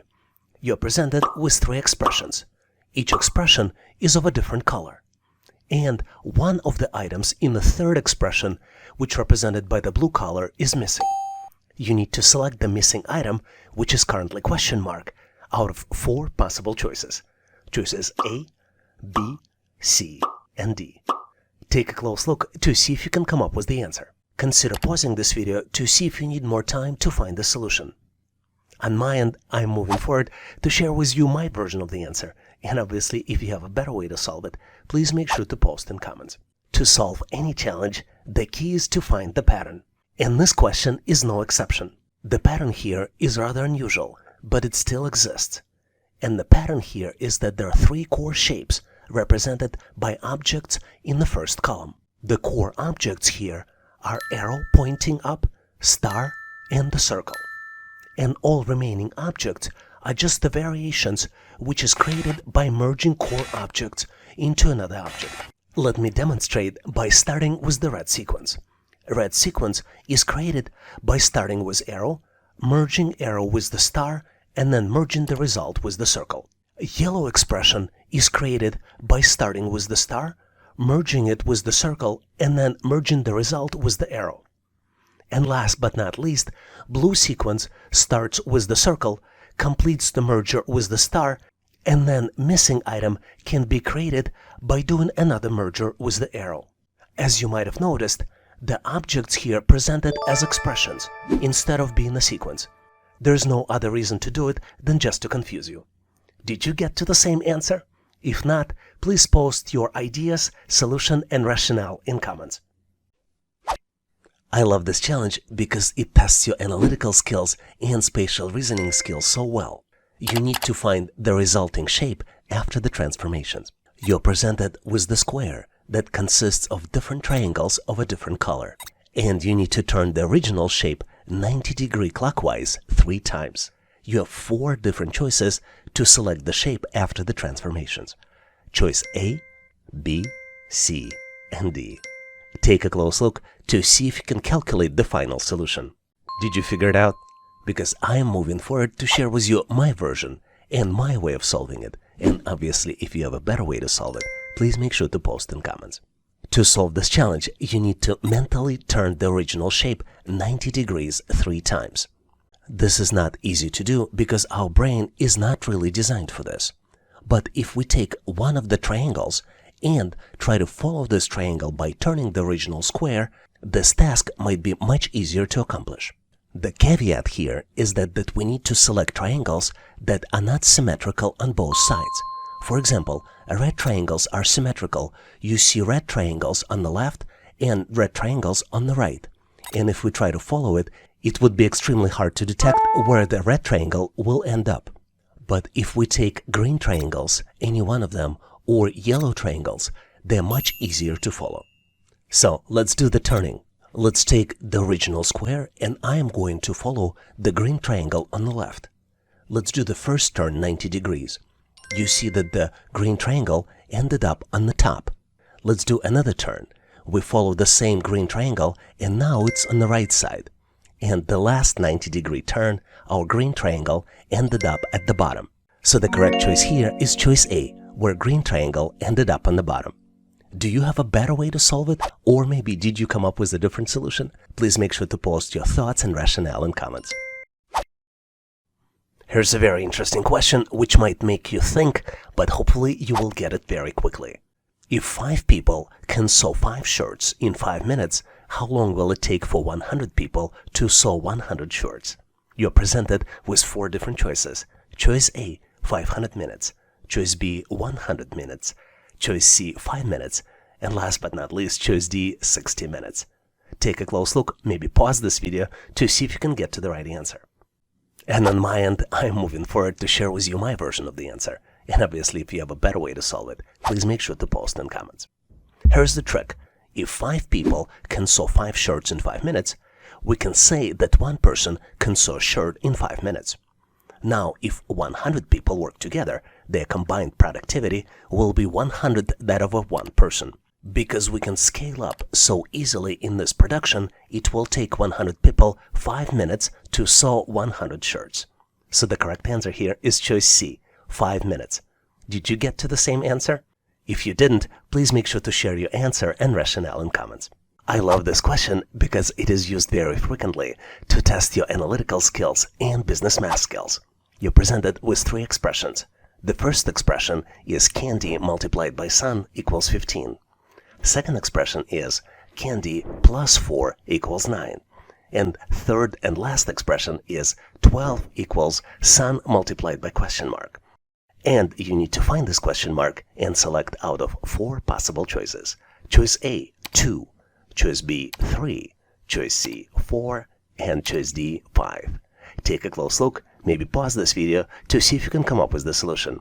Are you ready? I think you might benefit from a quick hint. And my hint to you would be, take a look at the middle expression. Are you ready now? Let's move forward and I'll share with you my version of the answer. And obviously, if you have a better way to solve it, please make sure to post in comments. This set of expressions looks unsolvable. But in reality, if we start with the middle expression, we can actually solve it. Let me demonstrate. Let's start with the expression candy plus 4 equals 9. Believe it or not, but we can actually calculate it. Candy would be equal 9 minus 4, and we can calculate the value for candy, which would be equal to 5. Now, knowing the value of candy, let's focus on the top expression. Candy plus sun equals 15. We know that the value of candy is 5, and when we substitute candy, it would be equal 5 multiplied by sun equals 15. So the calculated value for the sun would be 3. And now we can focus on the last expression. 12 equals sun multiplied by question mark. We know that the value of sun is 3, and we can substitute it, and the new expression will be 12 equals 3 multiplied by question mark. Question mark can be calculated by 12 divided by 4. So the end result would be answer C, 4. If you came up with the different answer, please post your answer and solution in comments. I enjoy solving pattern questions because they're so easy to understand, but sometimes not so easy to solve. We're presented with the sequence of numbers, and we need to find the missing number, which is the next in the sequence. The numbers are 25, 20, 16, 13, 11, and then comes the missing number. You need to calculate the missing number out of 4 possible choices. Choices A, B, C, and D. Choice A is 8, choice B is 10, choice C is 7, and choice D is 9. Take a close look to see if you can do the calculations and come up with the solution for the missing number. Looks confusing, isn't it? But believe me, there's a hope at the end of the tunnel. And I am moving forward to share with you my version of the answer. And obviously, if you have a better way to solve it, please make sure to post in comments. Here we have a concept of decrement. And the pattern is that the next number is calculated as previous number minus decrement. And decrement increases by 1 with each number in the sequence. Let's take a close look. Our first number in the sequence is 25. And our first initial decrement is minus 5. 25 minus 5 equals 20. And this is how we come to the second number. Then we decrease decrement by 1, and the decrement becomes minus 4. 20 minus 4 equals 16. 16 minus 3 equals 13. 13 minus 2 equals 11. And 11 minus 1 equals 10. So the correct answer here is choice B, 10. Was your answer different? Please make sure to post your answer and solution in comments then, so we can all learn. This is one of my favorite questions just because it's so unusual. But the answer here is very simple. You're presented with the set of 8 circles. 6 of these circles are visible, and you need to select 2 missing ones. You have 4 different choices to find the missing circles. Choices A, B, C, and D. Take a close look to see if you can come up with the solution. Ready or not, I am moving forward to share with you my version of the answer. And obviously, if you have a better way to solve it, please make sure to post in comments. To answer this question, we need to detect the pattern. And the pattern here is very simple. Each circle is broken down into sections, with darker sections and lighter sections. And if you look closely, you will see that all circles are grouped in pairs. And the pattern is hidden in the sequence for circle pairs, with each subsequent pair being similar to the previous one. Let's take a close look. To better understand the pattern, let's give each circle a unique number. If we start with the top row of circles, the numbers would be 1, 2, 3, 4, and the bottom row circles will have numbers 5, 6, 7, and 8, with 7 and 8 being our missing pair. If you look closely at the circle 1, you will see that there is a dark section at the 2 o'clock. And circle 2 has 2 dark sections, one at noon and another one is at 2 o'clock. Similar pattern you see in circles 3 and 4, and then circles 5 and 6 also mimic the same pattern.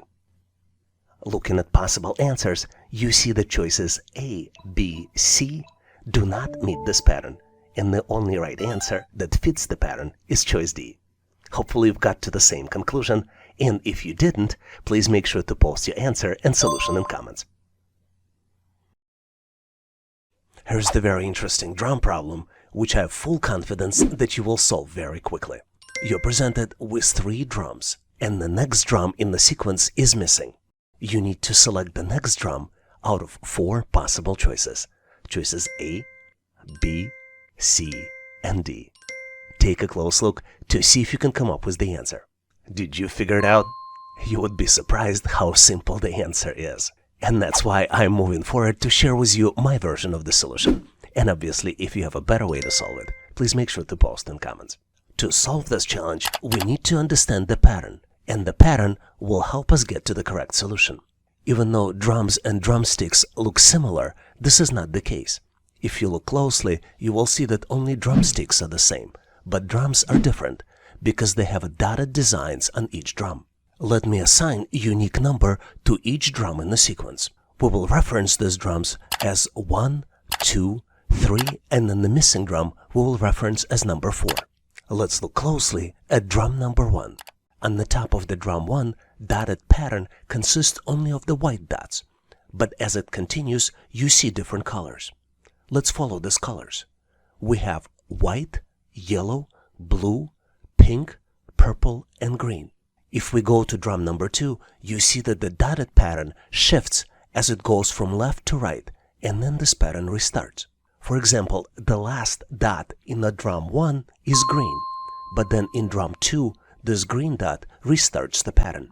To get to the correct answer, we need to continue shifting the pattern and get to the correct pattern for drum number 4. And the correct pattern for drum number 4 will be pink, purple, green, white, yellow, and blue. And drum that matches this pattern will be choice C. Did you get to the correct solution? If not, please make sure to post your solution and rationale in comments. I love this question because it tests your spatial reasoning and analytical skills so well. You're presented with overlapping set of objects. We have in the picture pink square, red star, gray circle, yellow star, green circle, blue box, and pink diamond. In the middle of the picture, we have a gap where nothing is presented, and this gap is represented by the question mark. You need to fill the gap with one of 4 possible choices. Choices A, B, C, and D. Take a close look at the picture to see if you can fill the gap and find the missing object. I'm pretty sure you got it because I'm moving forward to share with you my version of the answer. And obviously, if you have a better way to solve it, please make sure to post in comments. The correct answer here is choice C.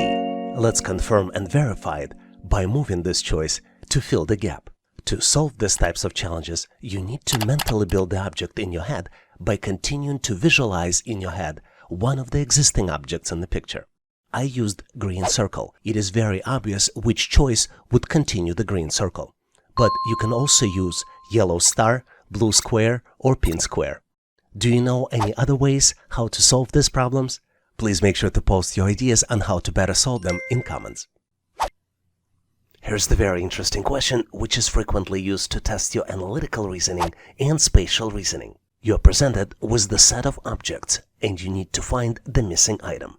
The set of objects consists of 3 rows. In the first row, you see the pigeon, arrow, and then the pigeon again. In the second row, you see the flower, arrow, and then the flower again. Then in the third row, you see the car, the arrow, and then comes the missing item. You need to select the missing item out of 4 possible choices.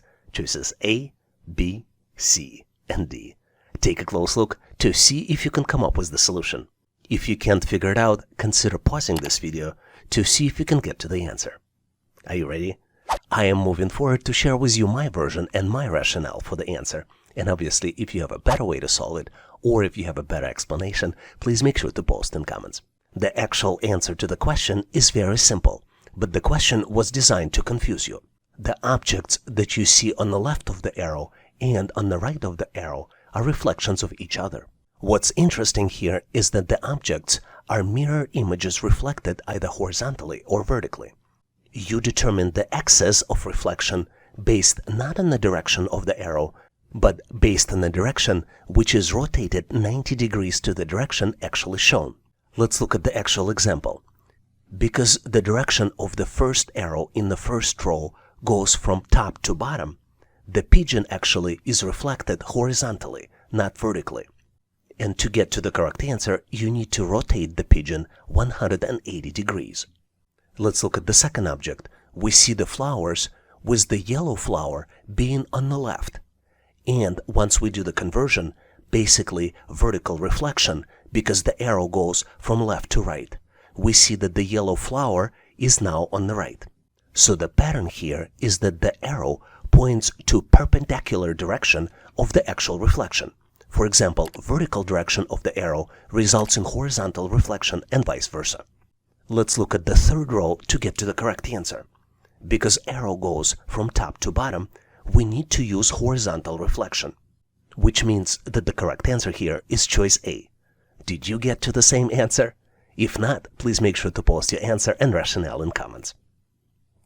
In this section, we will look at Microsoft Word assessment test questions, which evaluate candidates' proficiency and skills in using this widely used Microsoft Office application. Word Assessment Test aims to determine candidates' familiarity with the software itself, including its various features, tool and formatting options. Let's look at some sample Microsoft Word Assessment Test questions we typically see on the test. Here's the thought-provoking assessment test question. In addition to boosting your reasoning skills, it teaches you the skill that you can use regularly. You need to gather the data and information from multiple different sources, like emails, web pages, spreadsheets, and documents. Which feature of Microsoft Word should you use to complete this task? And you're presented with 5 possible choices. Choice A, paste link. Choice B, paste special. Choice C, paste merged content. Choice D, paste multiple. And last but not least, choice E, paste append. Take a close look to see if you can recognize the right feature of Microsoft Word. Are you ready to uncover the mystery? Let's move on so I can share how I cracked the solution. And if you got a unique method or better way, I'd love to hear it. Don't forget to share your approach in the comments below. Let's reveal the solution now. And as usual, to find the right solution, we will assess each answer choice that has been presented. Let's start with the first choice on the list.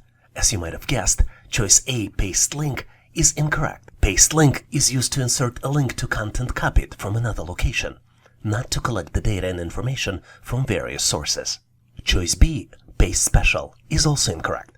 Paste special allows you to choose specific formatting or data types when pasting content, but it's not the appropriate feature to collect data from various sources. Both choices C, paste merged content, and choice E, paste append, are not correct options either.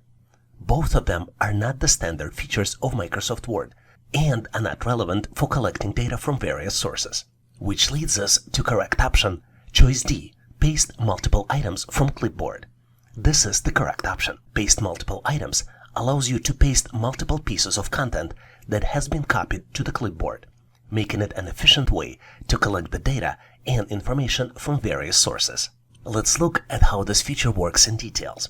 For example, you might be working on the product catalog and your information is located in different sources, like this Word document, and some information might be stored in the email message you just received. You need to copy and paste multiple pieces of information into the product catalog Word file. To do this, let's check the clipboard settings by clicking on the Clipboard Details button. As you can see, there is nothing currently in the clipboard. Let's check the options on how we can collect the data. To do this, let's click on the Options button, and you see that the clipboard will collect without showing any Office clipboard. You can also choose options Show Office Clipboard automatically or Show Office Clipboard when Ctrl-C pressed twice. Let's copy the product description from the Word file. To do this, let's select the description and click Copy. Now let's copy product image and dimensions from the email. To do this, let's select the image and click Copy. Then let's select the dimensions and click Copy again. Now it's time to come back to our Word document. We're back to the product catalog, and as you can see, there are 3 items in the clipboard now. We can paste them one by one. Let's put the cursor where the description is and select on the description to paste it. Now let's move to the dimensions section and we can paste the dimensions in here. And last but not least piece is the image. We put it as the first item in the product catalog. The only thing is left is to change how the image is shown.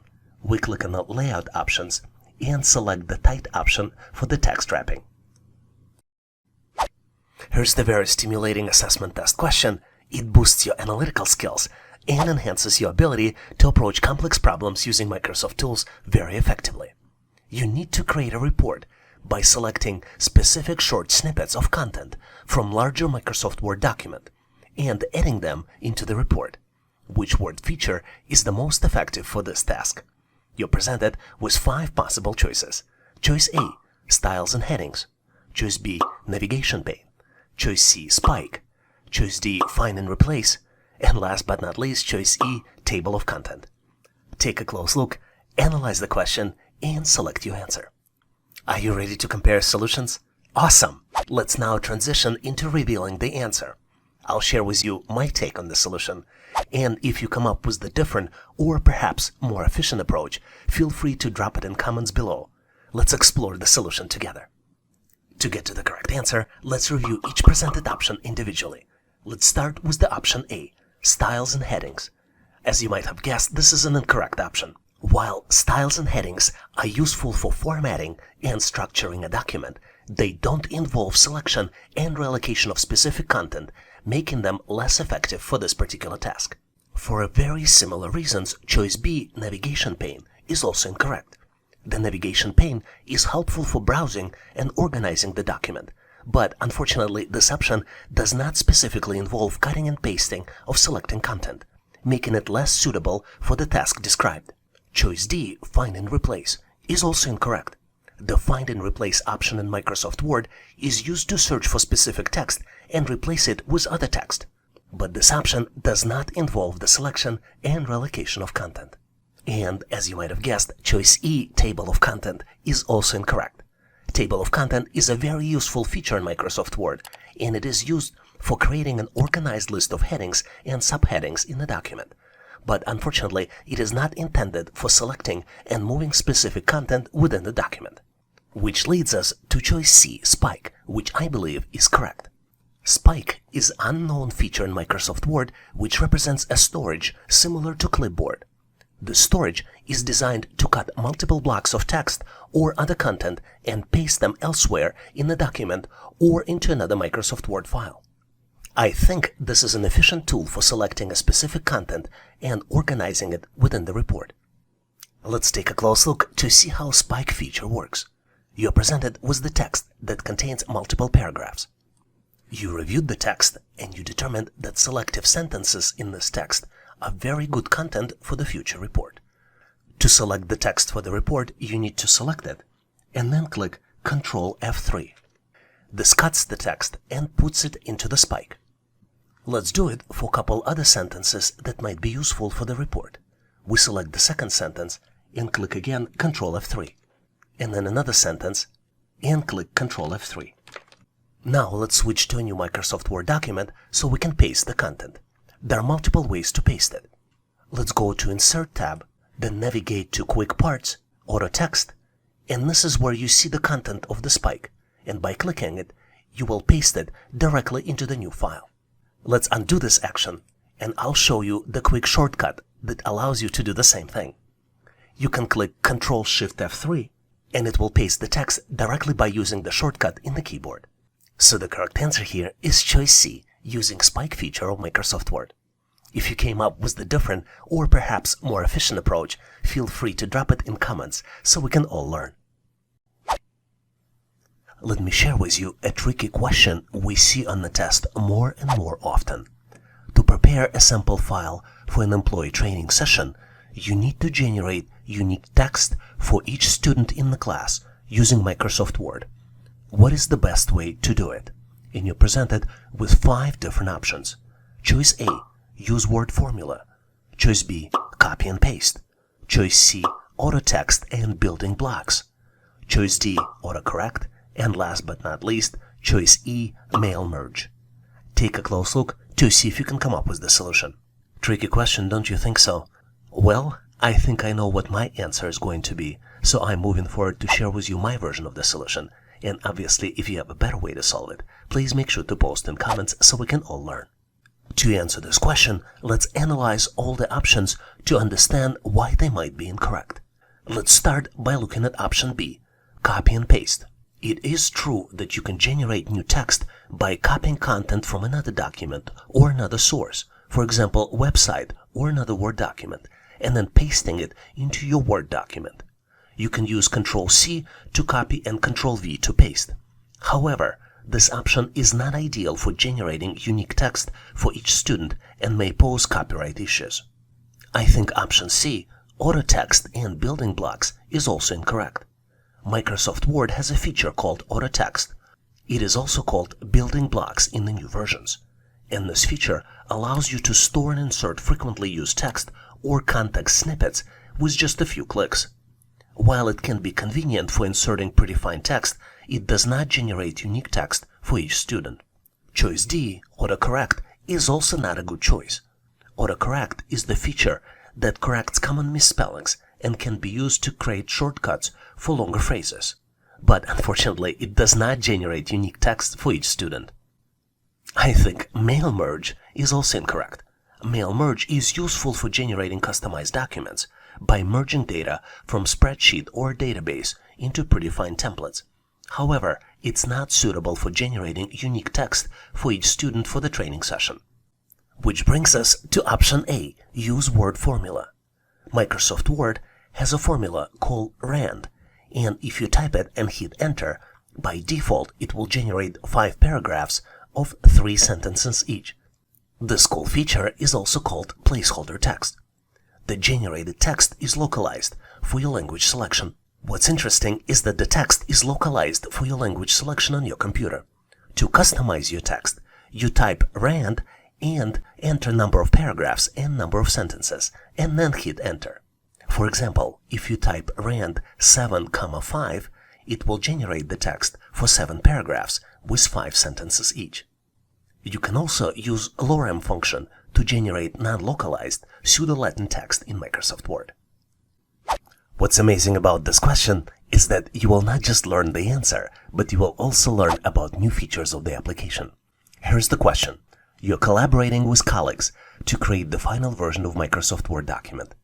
Multiple versions of text exist, and you want to preserve each version. Which word feature is the most effective for this task? And you're presented with 5 possible choices. Choice A, File Properties. Choice B, Hide Text. Choice C, Document Comparison. Choice D, Comments. And last but not least, Choice E, Track Changes. Take a close look to see if you can answer this question. I think I know what my answer is going to be, so I'm moving forward to share with you my version of the solution. And obviously, if you have thoughts or different feedback or suggestions, please make sure to post them in comments. To get to the correct answer, let's analyze each option to determine if it is correct. Let's start by looking at choice A, File Properties. I think using the Properties features in Word, you can add version information, comments, or other metadata to the document's file properties. I think this is a helpful feature to manage different versions of the document, but it does not preserve the text itself. So I think this is an incorrect choice. Let's look at choice C, Document Comparison. I think this choice is also incorrect. Microsoft Word offers a built-in document comparison feature which allows you to compare 2 versions of the document and highlight differences between them. While this is helpful for tracking changes, it doesn't directly preserve multiple versions of the text within the same document.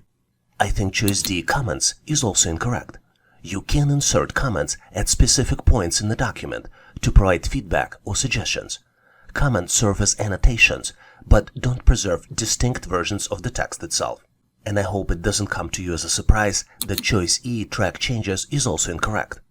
This feature of Microsoft Word records edits made by collaborations and facilitates reviewing and accepting or rejecting changes. It does help with version control, but it does not inherently preserve multiple versions of the text for the future reference. This brings us to the answer of choice B, Hide Text.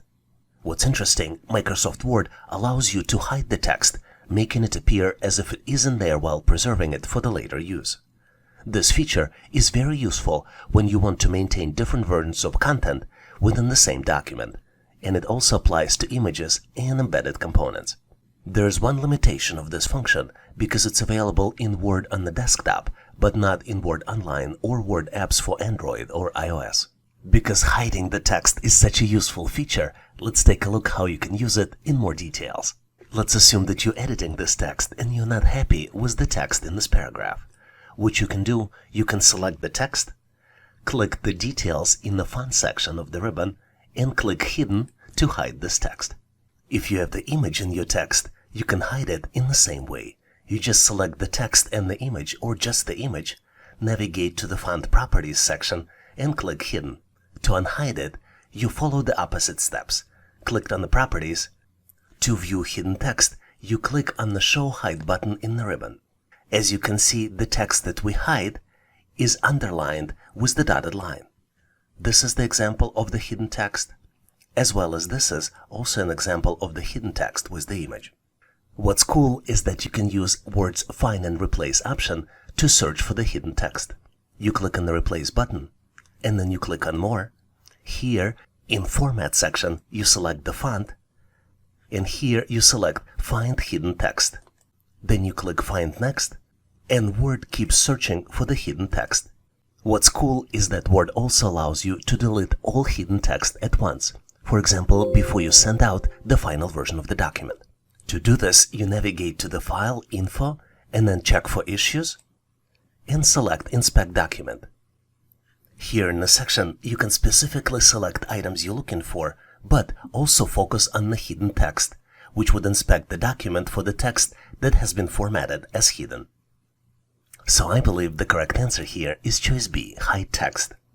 In cases where you need to track changes, obtain feedback, or manage versions, features like track changes or comments may be more appropriate.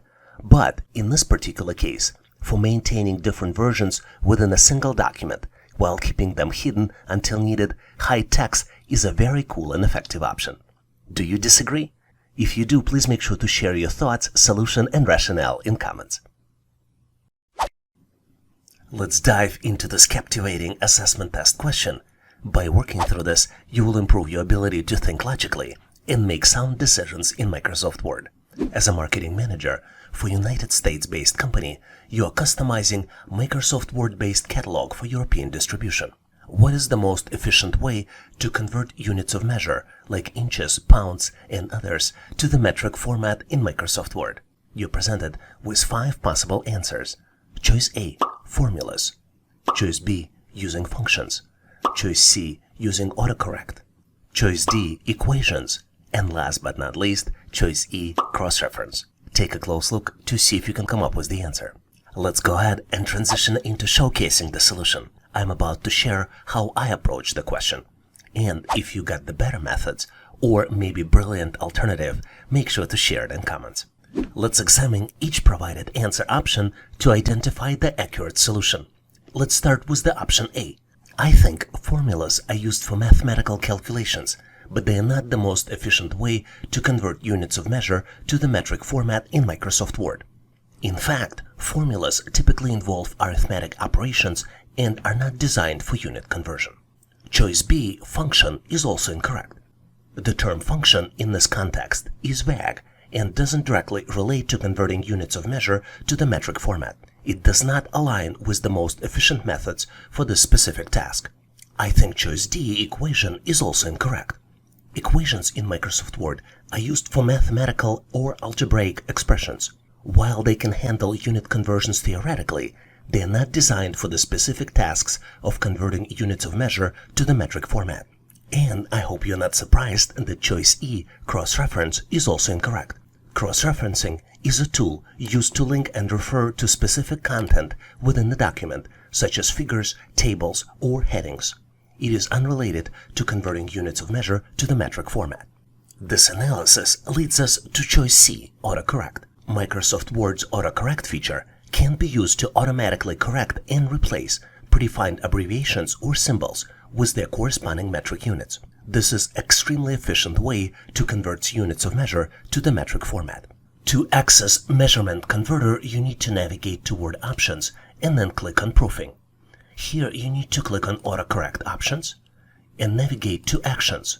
Once you click OK on all of these changes and then select the dimensions 5 inches, additional menu item becomes available, which is represented by additional actions. So now you can convert 5 inches into 12.7 centimeters. Similar functionality becomes available on the weight category. You select 0.37 pounds, navigate to additional actions, and you can convert them to 0.17 kilograms. In this section, we will look at the PowerPoint Hiring Assessment Test questions that assess candidates' familiarity with its features, tools, formatting options, and efficiency in creating and editing of the presentations. PowerPoint Test includes a variety of tasks and questions related to different aspects of PowerPoint to gauge candidates' capabilities and proficiency with the application. Let's look at some common sample PowerPoint test questions we typically see on the test. Let's explore this cool and intellectually stimulating assessment test question together. You're presented with the picture, and you need to determine what would be the most effective method to accomplish this transformation in PowerPoint. You have 5 possible choices. Choice A, using fade animation. Choice B, using motion path. Choice C, using enhanced morph. Choice D, using picture format. And last but not least, choice E, using effect options. Take a close look to see if you can come up with the solution. Are you ready? Let's seamlessly transition into revealing of the solution, because I'm thrilled to present you how I tackled the problem. And if you got a smart choice that you selected, please share it in comments. To get to the correct answer, let's look at different options presented in this question to determine why they might be incorrect. Let's start with the choice A, fade animation. This option involves fading in and out, but it does not provide the same fluid transformation we're looking for. Choice B, motion path, is also incorrect. While motion path can create movement, motion path does not offer same precise logo transformation as we're looking for. Choice D, picture format, is also incorrect.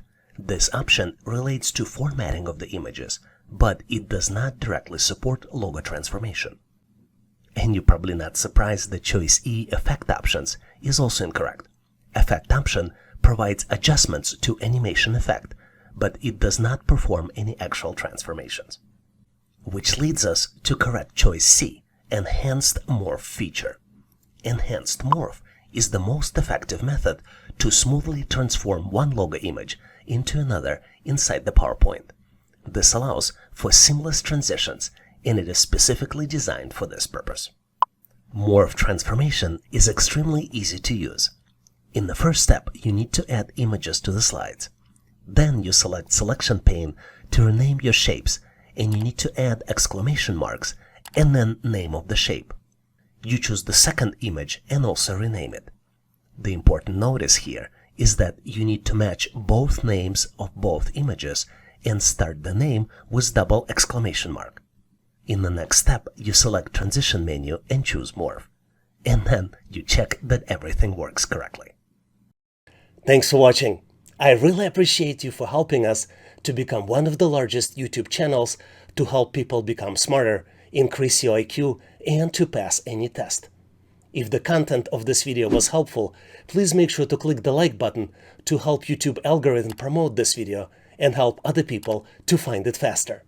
Giving us a like is also a way for you to tell us that you need more content like this, and when you tell us, we will deliver it for you in the future. For links to free and premium resources, please check the description and comments of this video. You can also go directly to our website, howtoanalyzedata.net, to download the materials related to this topic. I really appreciate your endorsement, support, and patronage of this channel. And thank you for considering to become a member and considering to subscribe. Please leave feedback, suggestions, or corrections in comments. And all the best on your journey. I'll see you in my next video.